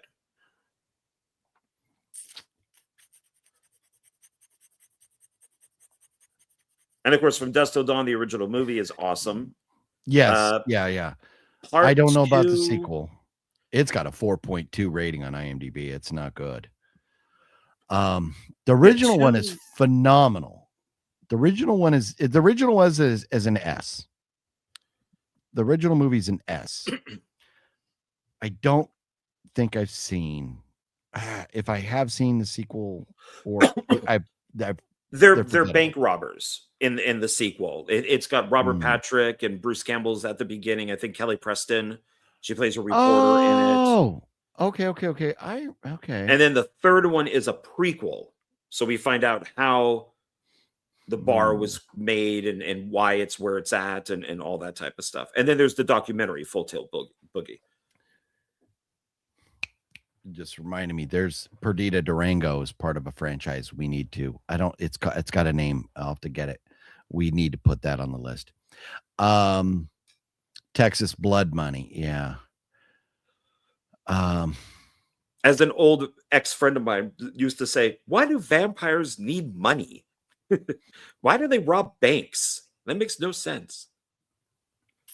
I guess everybody needs money. That's why they call it money. It's not good. Like, it's got a great cast. We're talking part 2 here, but it's not good. Robert Patrick, Raymond Cruz, Danny Trejo, Tiffany Thiessen, Bruce Campbell. So, I mean, good director on it. It's one of Raimi's guys. I think it's Scott Spiegel or one of his guys. Yeah, it is Spiegel. Yeah.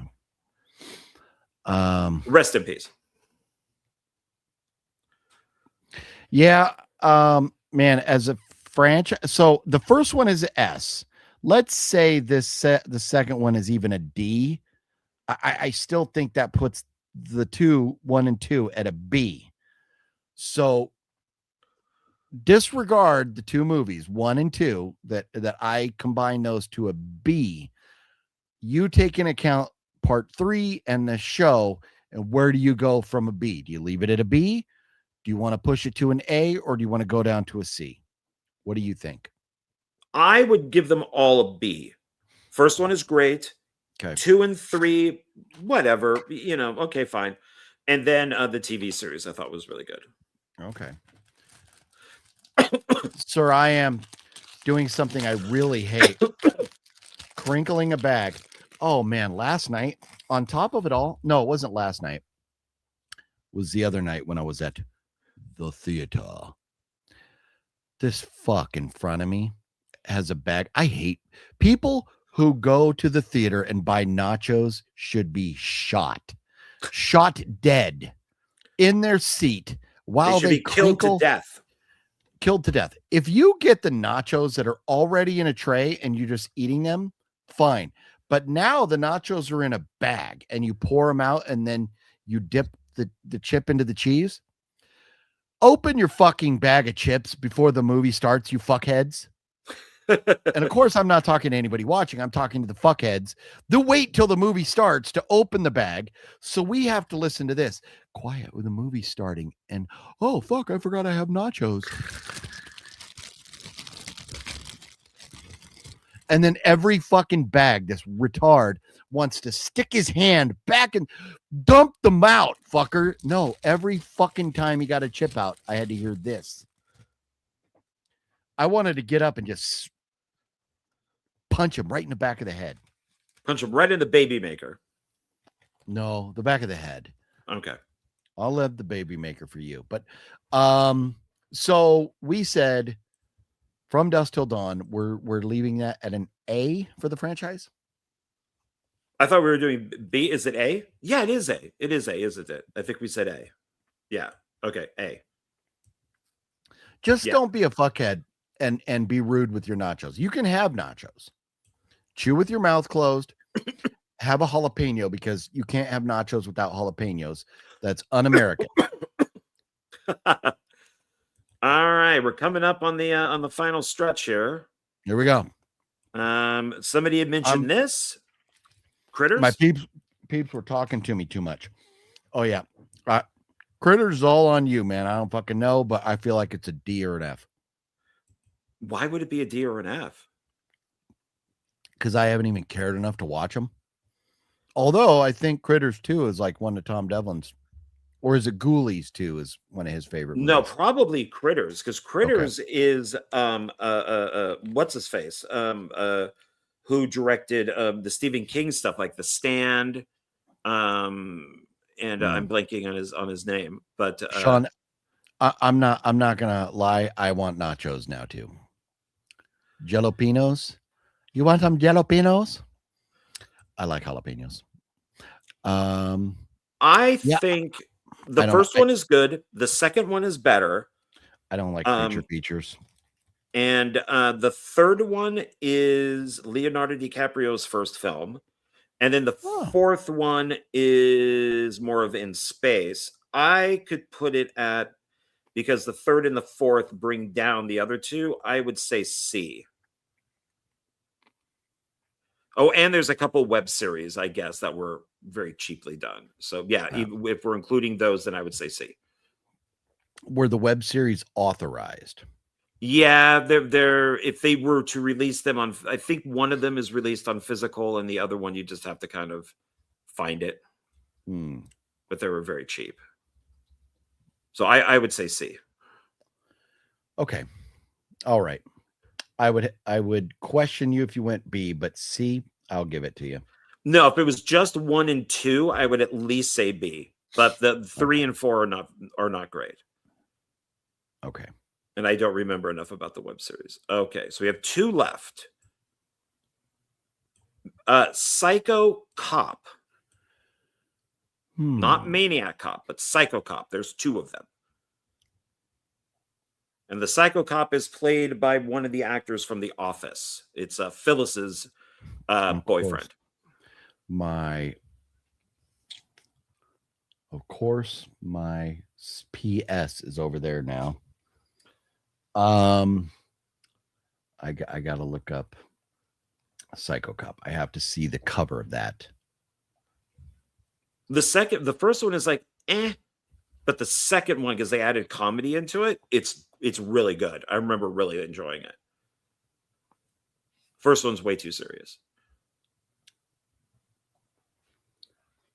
I think we might have watched Psycho Cop or Psycho Cop 2 on Voyage to the Bottom of the Barrel.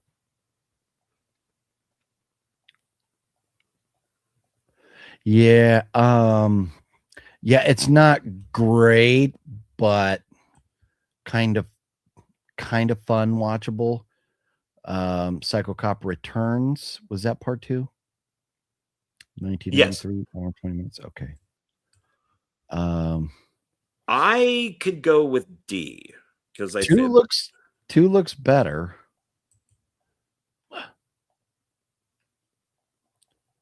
I'm fine. Let's throw it in a D. Maniac Cop is definitely better, and that's where Mr. Bones, I have to like differentiate. And I would pull up pictures if we didn't have this thing up here, and some of these pictures might get me kicked off YouTube too. From this one, very racy photos from Psycho Cop. Yeah, Returns. Okay, so it will stay at D. Okay, fine, D. Yeah. So our very last one. This is one that you brought up. This is our 16th one, and then we're done. Okay, here we go. The Human Centipede. Oh, okay. There's 3 of them. I have not seen any, so I'm going completely off of you and everybody in the chat. The first one is a masterpiece. It's fucking amazing. People hate on it because of the premise, but it's really a great, well put together, well produced, theater quality production. Very good movie. Part 2 and part 2 is, so I don't want to, I said never because I just saw Mr. Bones saying you never go ask him out. That is correct. So unless you're a human centipede. Part 2 is kind of like a copycat killer who doesn't know what he's doing. Most people have either seen them or they will never see them. So I'm going to say a minor spoiler here. In the first one, the guy is a surgeon. He is surgically, it's like Walrus, where he's turning these people into something else. The second one, the guy is like a fucking security guard and doesn't know what he's doing. So he's basically using a stapler and stapling people's mouths to other people's asses. Oh. And it's cringy, but it's funny. And the third one is just kind of like so over the top ridiculous. So the first one I would give an A. The second one I would give like a C-, and the third one I'd give like an F. But they're all, to me, I'm glad I watched them all.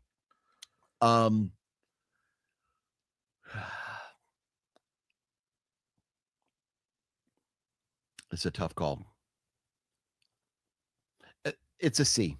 The franchise is a C. Okay, and Jeff says C overall. Does anybody protest us giving this a C? Speak now or forever eat an ass like they do. Sean says B. An ATM machine? I don't know what we're talking about. I don't get the reference, Metal God. I apologize. ATM, ass to mouth. C. Yeah. I think it's got to be a C. Because the first one, I really think every true horror fan should watch the first one. It's not like there is one part that will make you gag if you got a weak stomach, but you don't see the poop. You just know what's happening, and you see this girl trying to gag, but she can't because her mouth is stitched to somebody's butthole. So maybe one day, but I doubt it. Oh man, no, it's great. So they can't poo, and the guy wants them. He wants the process to go, so he starts giving them like laxatives. Oh God. It's fucking amazing. I watched the South Park episode. Does that count? Oh God, I have not seen that, but that sounds funny. Yeah, there you go, man. So how many on a list of stuff that we have for next week? You have like what, only 3 or 4 right now? No. 1, 2, because I thought of some stuff too. 1, 2, 3, 4, 5. I have 6. What are they? So we can, if we want to do homework, we can. Hostel. I think we already did Hostel, right? Did we do Hostel? Okay, we did. So what I have so far is Chud. There's 2 of them. Okay. Mimic. There's 3 of them. Okay. Hitcher. There's 3 of them. I think it was Balzer who mentioned Slumber Party Massacre. So there's 1, 2, 3, 4 of them, plus a spinoff. Hayride 1 and 2, which I've been avoiding because I don't think you've ever seen them. The first one is okay. The second one I really liked. It's basically Halloween 2. And then somebody in the chat mentioned the Toxic Avenger. So that's all I have right now. Hayride. I don't own Hayride. There's another. Decoys movie. isn't bad, but it's more science fiction. Mimic is almost science fiction-y too, but they're good films. Decoys, there's 2 movies. There's 2 of them, but let's see. Decoys says body horror, teen horror, horror, and sci-fi. It's got it. So it's kind of. Decoys could be on there. Put it on the list, and if we need it, you know. Well, see, like Mr. Bone says, Decoys is similar to Species, which I would say is science fiction. Yeah, but I'm just looking at IMDb. It's So listed Decoys. as body horror, teen horror, horror, B horror, and sci-fi. So I would say just throw it on there. Okay, got it right here. Decoys. Yeah. They weren't bad. I remember them being okay. Okay. Yeah, and we'll figure out some more to do. We'll figure out some more. And I think I could start a Oh, second Tales from the one. Hood. Elika says, do we do Tales from the Hood? I don't think so. Is Tales from the Hood comedy though, right? It's like a I think it's a spoof? mixture. Yeah. Okay. It's like the urban version of Tales from the Crypt, but I think some of them are meant to be funny, some are meant to be scary. Okay. I mean, those could count, you know, if you're doing anthologies. Yeah. Should I add that one? Oh, But they're anthologies? yeah. I've only But seen the first one. Okay. Yeah, I don't know that I've seen any of them. A Reanimator, I think we did Reanimator. We did Reanimator. Yeah. Okay.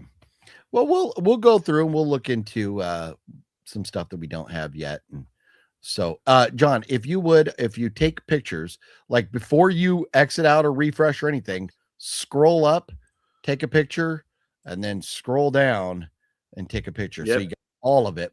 Well, there's the save right there. So I'm going to take your picture first, though. Yes, I'm going to. And then if you would send me the pictures so I could look at them while I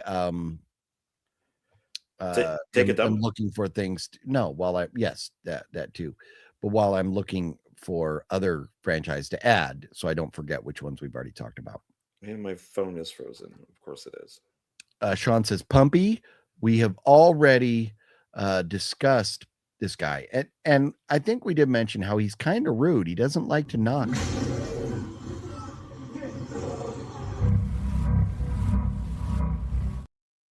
He just barges in unannounced.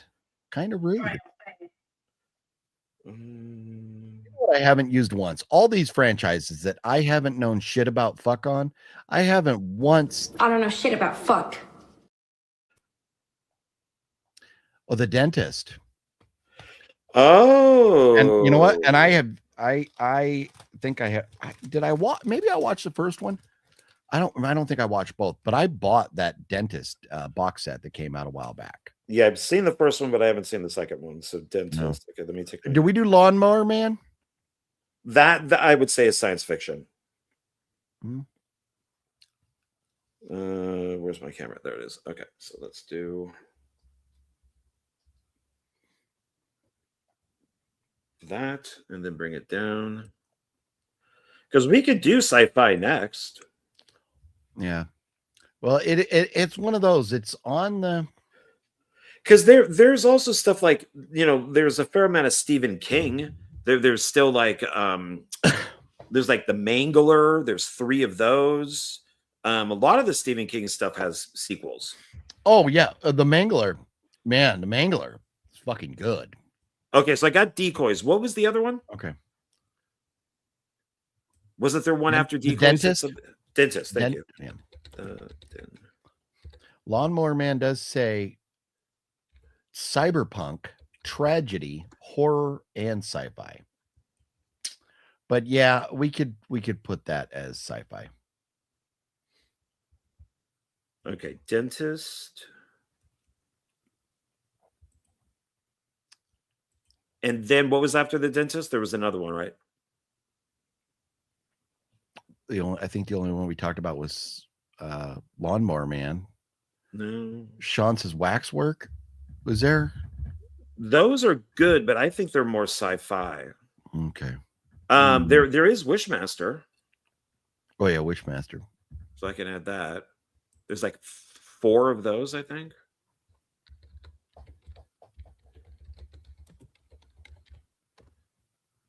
Yeah. 4 Wishmasters and 4 Warlocks. Rest in peace, Julian Sands. Wasn't he a Warlock? Yeah, he was in the first 2. Yeah. Okay, so I got Wishmaster. Okay, so there's Dentist. 976 Evil. I just watched that because I'm going through my movies. 1, 2, 3, rewatched 4, it. 5, But 6. 976 Evil is alone, right? No, So, there is a sequel to it. Oh, is there? Oh, okay. Yeah, Jim Wynorski made it. Oh, okay. I might need to see that. Elika says Jester. Now, I have not seen part 2. Have you seen the sequel to Jester? I haven't you seen Jester at all. No. I did not care for the first Jester. But there are 2 of them. You should probably put that on the list. They're newer, but there's 2 of them. That would probably be all on you then. Jester. Yeah. I mean, just you're adding it to a list of, maybe down the road, at least so it's there.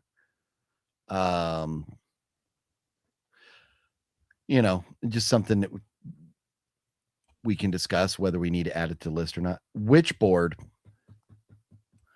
Man, what did they call that? The one that came out last year that I kind of liked, but a lot of people did not like. It was like the remake of Witchboard. Was it called Witchboard? I think it was called Witchboard, yeah. I Yeah, liked Witchboard that 2025. So okay, Yeah. so Witchboard, that's another one. Okay. Yeah. So I'll put that one on. Yeah, I kind of liked that one. And the sequel has to be Firefly built. trilogy. Firefly. Oh, that's the Rob Zombie, which we did. Oh, yeah. Okay, yeah. Okay, so 1, 2, 3, 4, 5, 6, 7, 8, 9, 10, 11. Because I'm only going to go 15. Well, I was just thinking, list of throwing to have them noted for future reference. But yeah, no, we just want to do 15 a week. Yeah. I mean, yeah, there are Ouija movies, and of course there is Ouija and Ouija 2. Ouija 2 is Mike Flanagan, but there is like a whole Ouija thing. There was a Ouija movie that I liked. I really liked. I don't know if it was the original one. Oh, The Collector. Oh, The Collector Collection. Yeah, a good call, Mr. Bones. That man, those are fucking great movies. God, I hope we get a third one. Yeah, Ouija's definitely. We should definitely talk Ouija. Good call, L. Ghoulies we did. Yeah. Wow. Yeah, man. We're gonna have plenty to add to the list next week. This thing is gonna be mighty full of shit by the time we're done. So now with Ouija, it matters if we just want to do those two movies, just Ouija and then Ouija Origin of Evil, because there's two. Origin of Evil is the prequel. That's Mike Flanagan. Or there is endless Ouija movies. So yeah, I don't want the whole like ripoffs. Like I would never like all the Amityville this and Amityville that. No. Okay, so just the two studio authorized films, not the bullshit. So let's see what comes up with like Ouija 2. Yeah, because there's like the Ouija Experiment, which I think has 2 or 3 movies. Oh yeah, they all take place in that movie theater, I think. But we can just stick with the 2 known ones. Ooh, I'll use that picture because it's got both of them on it.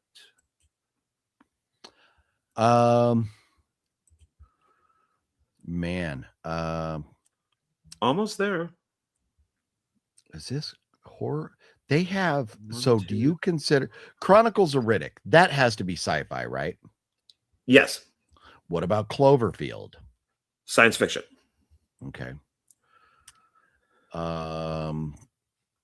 We did the Joyrides. The Fly. Did we do The Fly? Science fiction. Okay. Anacondas would be big monster. OGP does not like big monster movie. Anaconda. The first Anaconda movie with Jennifer Lopez and Ice Cube. I like that one. I've not seen the new one. Is there any others than that? Yeah, because they work with Lake Placid. They eventually teamed up. Ginger Snaps is werewolves. There's 3 of those. That should be in a horror. That should be. We could do that. Ginger Snaps are good. Oh, what about? Well, okay. Is this horror or is this sci-fi? King Kong. That's big monster movie. If we're doing King Kong, then we should do Godzilla. Is it sci-fi or horror though with those? I think King Kong is more sci-fi, like sci-fi adventure. I say leave them for sci-fi. 1, 2, 3, 4, 5, 6, 7. I have 14. I only need 1 more. And then we got Lost Boys. Did we do Lost Boys? We did. We did all 3. Okay. I fucking love these peeps. Forgive me for snacking, but Axemas movies. Well, yeah, we could do the Axemas films. First F. Yeah, see, I knew that. That's why I never brought it up. How dare you? Yeah, there is the VHS movies, but I think I've only seen the first one. There's also the ABCs of Death. I think there's 2 of those. This is interesting. And I only know of 2 movies. Rosemary's Baby. That's horror. And what was the one that just came out last year with our girl? Remember, this is a perfect opportunity. I don't know shit about fuck. Remember she was in that sequel to Rosemary's Baby, came out last year? Oh, Apartment 7B? Yeah. So there's Rosemary's Baby, Apartment in 7B, and then there's also a TV miniseries. That's got Uhura, the chick who plays Uhura on the new Star Trek. It's on the new Star Trek? Yeah. So I could do, you want to do that? Rosemary's Baby? That's a fucking, that's a good one.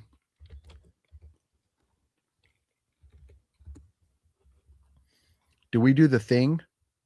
That would be sci-fi. That's actually cosmic horror. But I'd say it's science fiction. Okay, that's actually all I need. That's 15 right there. Unfriended? That would be horror. VHS? Those would be horror. Van Helsing? No. Well, it is horror, but there's not a sequel to it. According to this, there's... Well, which Van Helsing? Van Helsing from Beneath the Rue Morgue. Van Helsing, The London Assignment. One-shot comic. Oh, it's a comic book. Yeah, They're so I books. mean, it's the Oh, huge but just the X-Men. one film, just one film. One film and then a prequel Okay. animated movie. And yeah, and video games and soundtracks and all kinds of shit. But yeah, no, that doesn't. We don't need that. Okay. Yeah, We and got then Metal enough. God Enough's says enough. Species, but I think that Oh, would yeah. be science fiction, so we can Okay. add that when we start doing sci-fi movies. Well, Swamp Thing. Oh, and Toxie. Toxie's in there. I got the poster for that. Okay. Yeah. House of Wax, there's two. Well, yeah. I mean, there is the remake. There's Yeah. the original with Vincent Price, and then I think they did a sequel to it, like Mystery of the Wax Museum, something like that. But I'm not sure about that one. I think don't I have House of Wax? What is this? House of the Dead. House on. Where's House of Bones? House of Dust. Yeah, there is House of the Dead. There's two of them. That's zombie. Yeah. Well, we got enough for next week. We'll leave it be. Yeah, got them right here. So we're all set up for next week. I need to go stop eating this bullshit and drink a lot of water so I can fast for my doctor's appointment tomorrow. So I suppose we should call it a night. I don't think Gale is still with us, but Gale, thank you again for thank you, Gale. The movies. You are too kind to us. We love you dearly. Anybody else who's ever supported the channel, thank you all so very much. Jeff and Tonus, all of you, you just rock. If I forget anybody, forgive me. Did you get the House movies? Cropsy Maniac asks. House we put in there. Yeah, there's 4 of those. Metal God says ABCs of Death. I don't know that. It's like VHS. There is, you know what is interesting, and Faces of Death. There's a new one coming out in the theater, I think, in a month or 2 or something. But anyways, we have enough for next week. So, Ready or Not 2. If you haven't seen it, go see it. It is so good. Hail Mary Project is getting great reviews as well. And by this time next week, hopefully I will have seen, I don't know, I'm so torn, but They Will Kill You. It's like a Ready or Not ripoff, but we shall see. The Ready or the one They Will Kill You, the Ready or Not 2 ripoff, does have Patricia Arquette and Heather Graham. So that kind of makes me want to go see it, even though it looks like a ripoff. So anything else, good sir? No, I'm just trying to save this and okay. So no, nothing. You took your pictures already? Yes, good. And I believe it did save. Okay, yeah. So then if I go into my name, it's right there. Nice. Well, yeah. What I learned is that there's 2 different ways of doing this, and I was doing it the first way, which is only one time. It's a one-time use. That's why it kept disappearing. Now I have it where it's saved. If you delete your histories or if you delete your cookies, it may go away. So don't delete history or cookies this week. I normally don't do that anyways, but you're gonna get hacked, sir. That's rude. That's racist. You're just paranoid. Yeah. No. Internet man, savages out there. They will steal your money. You will leave you broke. They will come to your house and take all of your Funko Pops. Gale was in your house today. You just didn't even know it. No, actually, he was in Fluffy's house. My bad. Yeah, too far away, but maybe tomorrow. Yeah. Well, thank you, everybody, for watching. We appreciate you hanging out with us. It was a great time tonight, and it was nice seeing Fluffy. We have movies to watch. For next week, we're going to be talking about some Tales from the Crypt that I got from Gale, and I'm going to start to get to Tremors movies. Maybe John, you already did like a review of the franchise with somebody about Tremors, right? With Jonathan or something. Maybe we should do a Tremors review. Yeah. So I just might rewatch H2O. It's a good Halloween movie. So man, Gale, just too much. But lots of good stuff. Follow us both on Instagram and wherever you may want to follow. For me specifically, Instagram. You'll see what I'm watching, so you'll know what to look forward to. John, where's the best place for them to follow you to find out what you're watching? Because you post after you watch or before you watch stuff, so they know, so they can talk about it with us, right? Or not? Huh? You I should just make videos and just put them up. But you should post something on Instagram saying this, I'm watching this now, so you could talk about me. I don't like social media. I don't like Instagram. I only do. You it don't because look I'm at the told comments. to. You just post your things. I look at this. Your cohort from this afternoon, right? Yes. Hey, Dominic. Yeah. I mean, it's I only do Instagram because like Chris and Joe and stuff do it, and it's the way that we communicate for making films, and you don't want to go refuse. Like this. Look at what I'm watching today. And no, and we're gonna say people don't deserve it. That's why. Ever since that stupid fucking all these good people that hang out with us that may want to know what you're watching. Why do you think I only put up like the videos? That's it. I don't go, I bought this week. I got this. I'm going out to dinner. No, I don't do anything because of those fucking assholes who called me a goddamn Nazi, because of a dumb joke. No, I'm kind of anti social media, but I have to do it. So, yeah. Well, that's what I'm saying. All you do, take a picture and go, I'm watching this today. We're going to talk about it on Sunday Night Mayhem. No. Promotion, sir. People can fuck off as far as I'm concerned. No. All these good people. Not these people in the chat. No. But for the most part, it's for them, so they know what we're watching and going to talk about. We were telling them what we're watching. John's is making me do all the work. God damn it. You're making me post all the posts. It's your channel. You're telling me we're not streaming live on your channel right now? We are. John Ward well, then fuck you. It's your channel too, sir. But that contributes to your guys. So I just don't like social media. If I was Lord King God, I would get rid of social media, especially TikTok. It's pure evil. And I keep seeing my friends being, Jonathan Moody was one of the nicest guys out there. What was freaking called like a freaking Nazi. So it's, somebody added him into some sort of post, and it's just like, what the hell are you talking about? No, I don't want to deal with any of this crap. So I'm sorry. Scrooge McWard. No. People ruin things.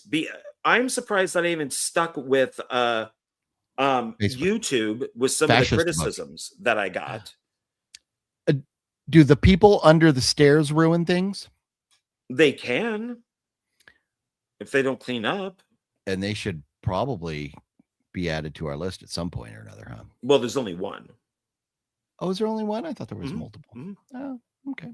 I almost stopped sharing pictures of my cats when this guy goes, "Oh, you're the cat guy." It's like, fuck off. Why don't even entertain them? Why do people like that just don't entertain them? It just people ruin shit.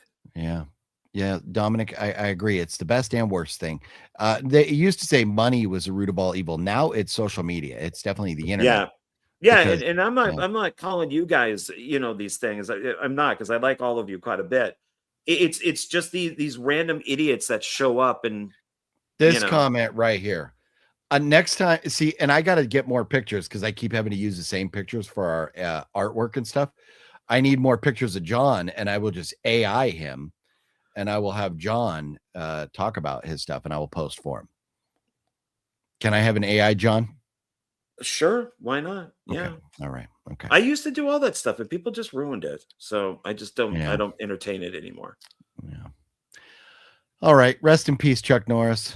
It was fun.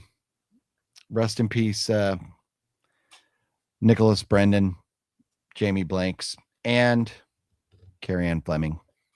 You all went way too damn young. And Chuck Norris, probably not too young, but we never got to the other Chuck Norris jokes. We're at 3.5 hours, so we got to go. It's well past my bedtime. Yeah. See, I'm starting to get cranky. Starting. Thank you. And look, Fluffy says, those goddamn resellers. We can't stand those resellers. The problem with the world, Obama, Dr. Fauci, and resellers are all the problem with the world. Heard it here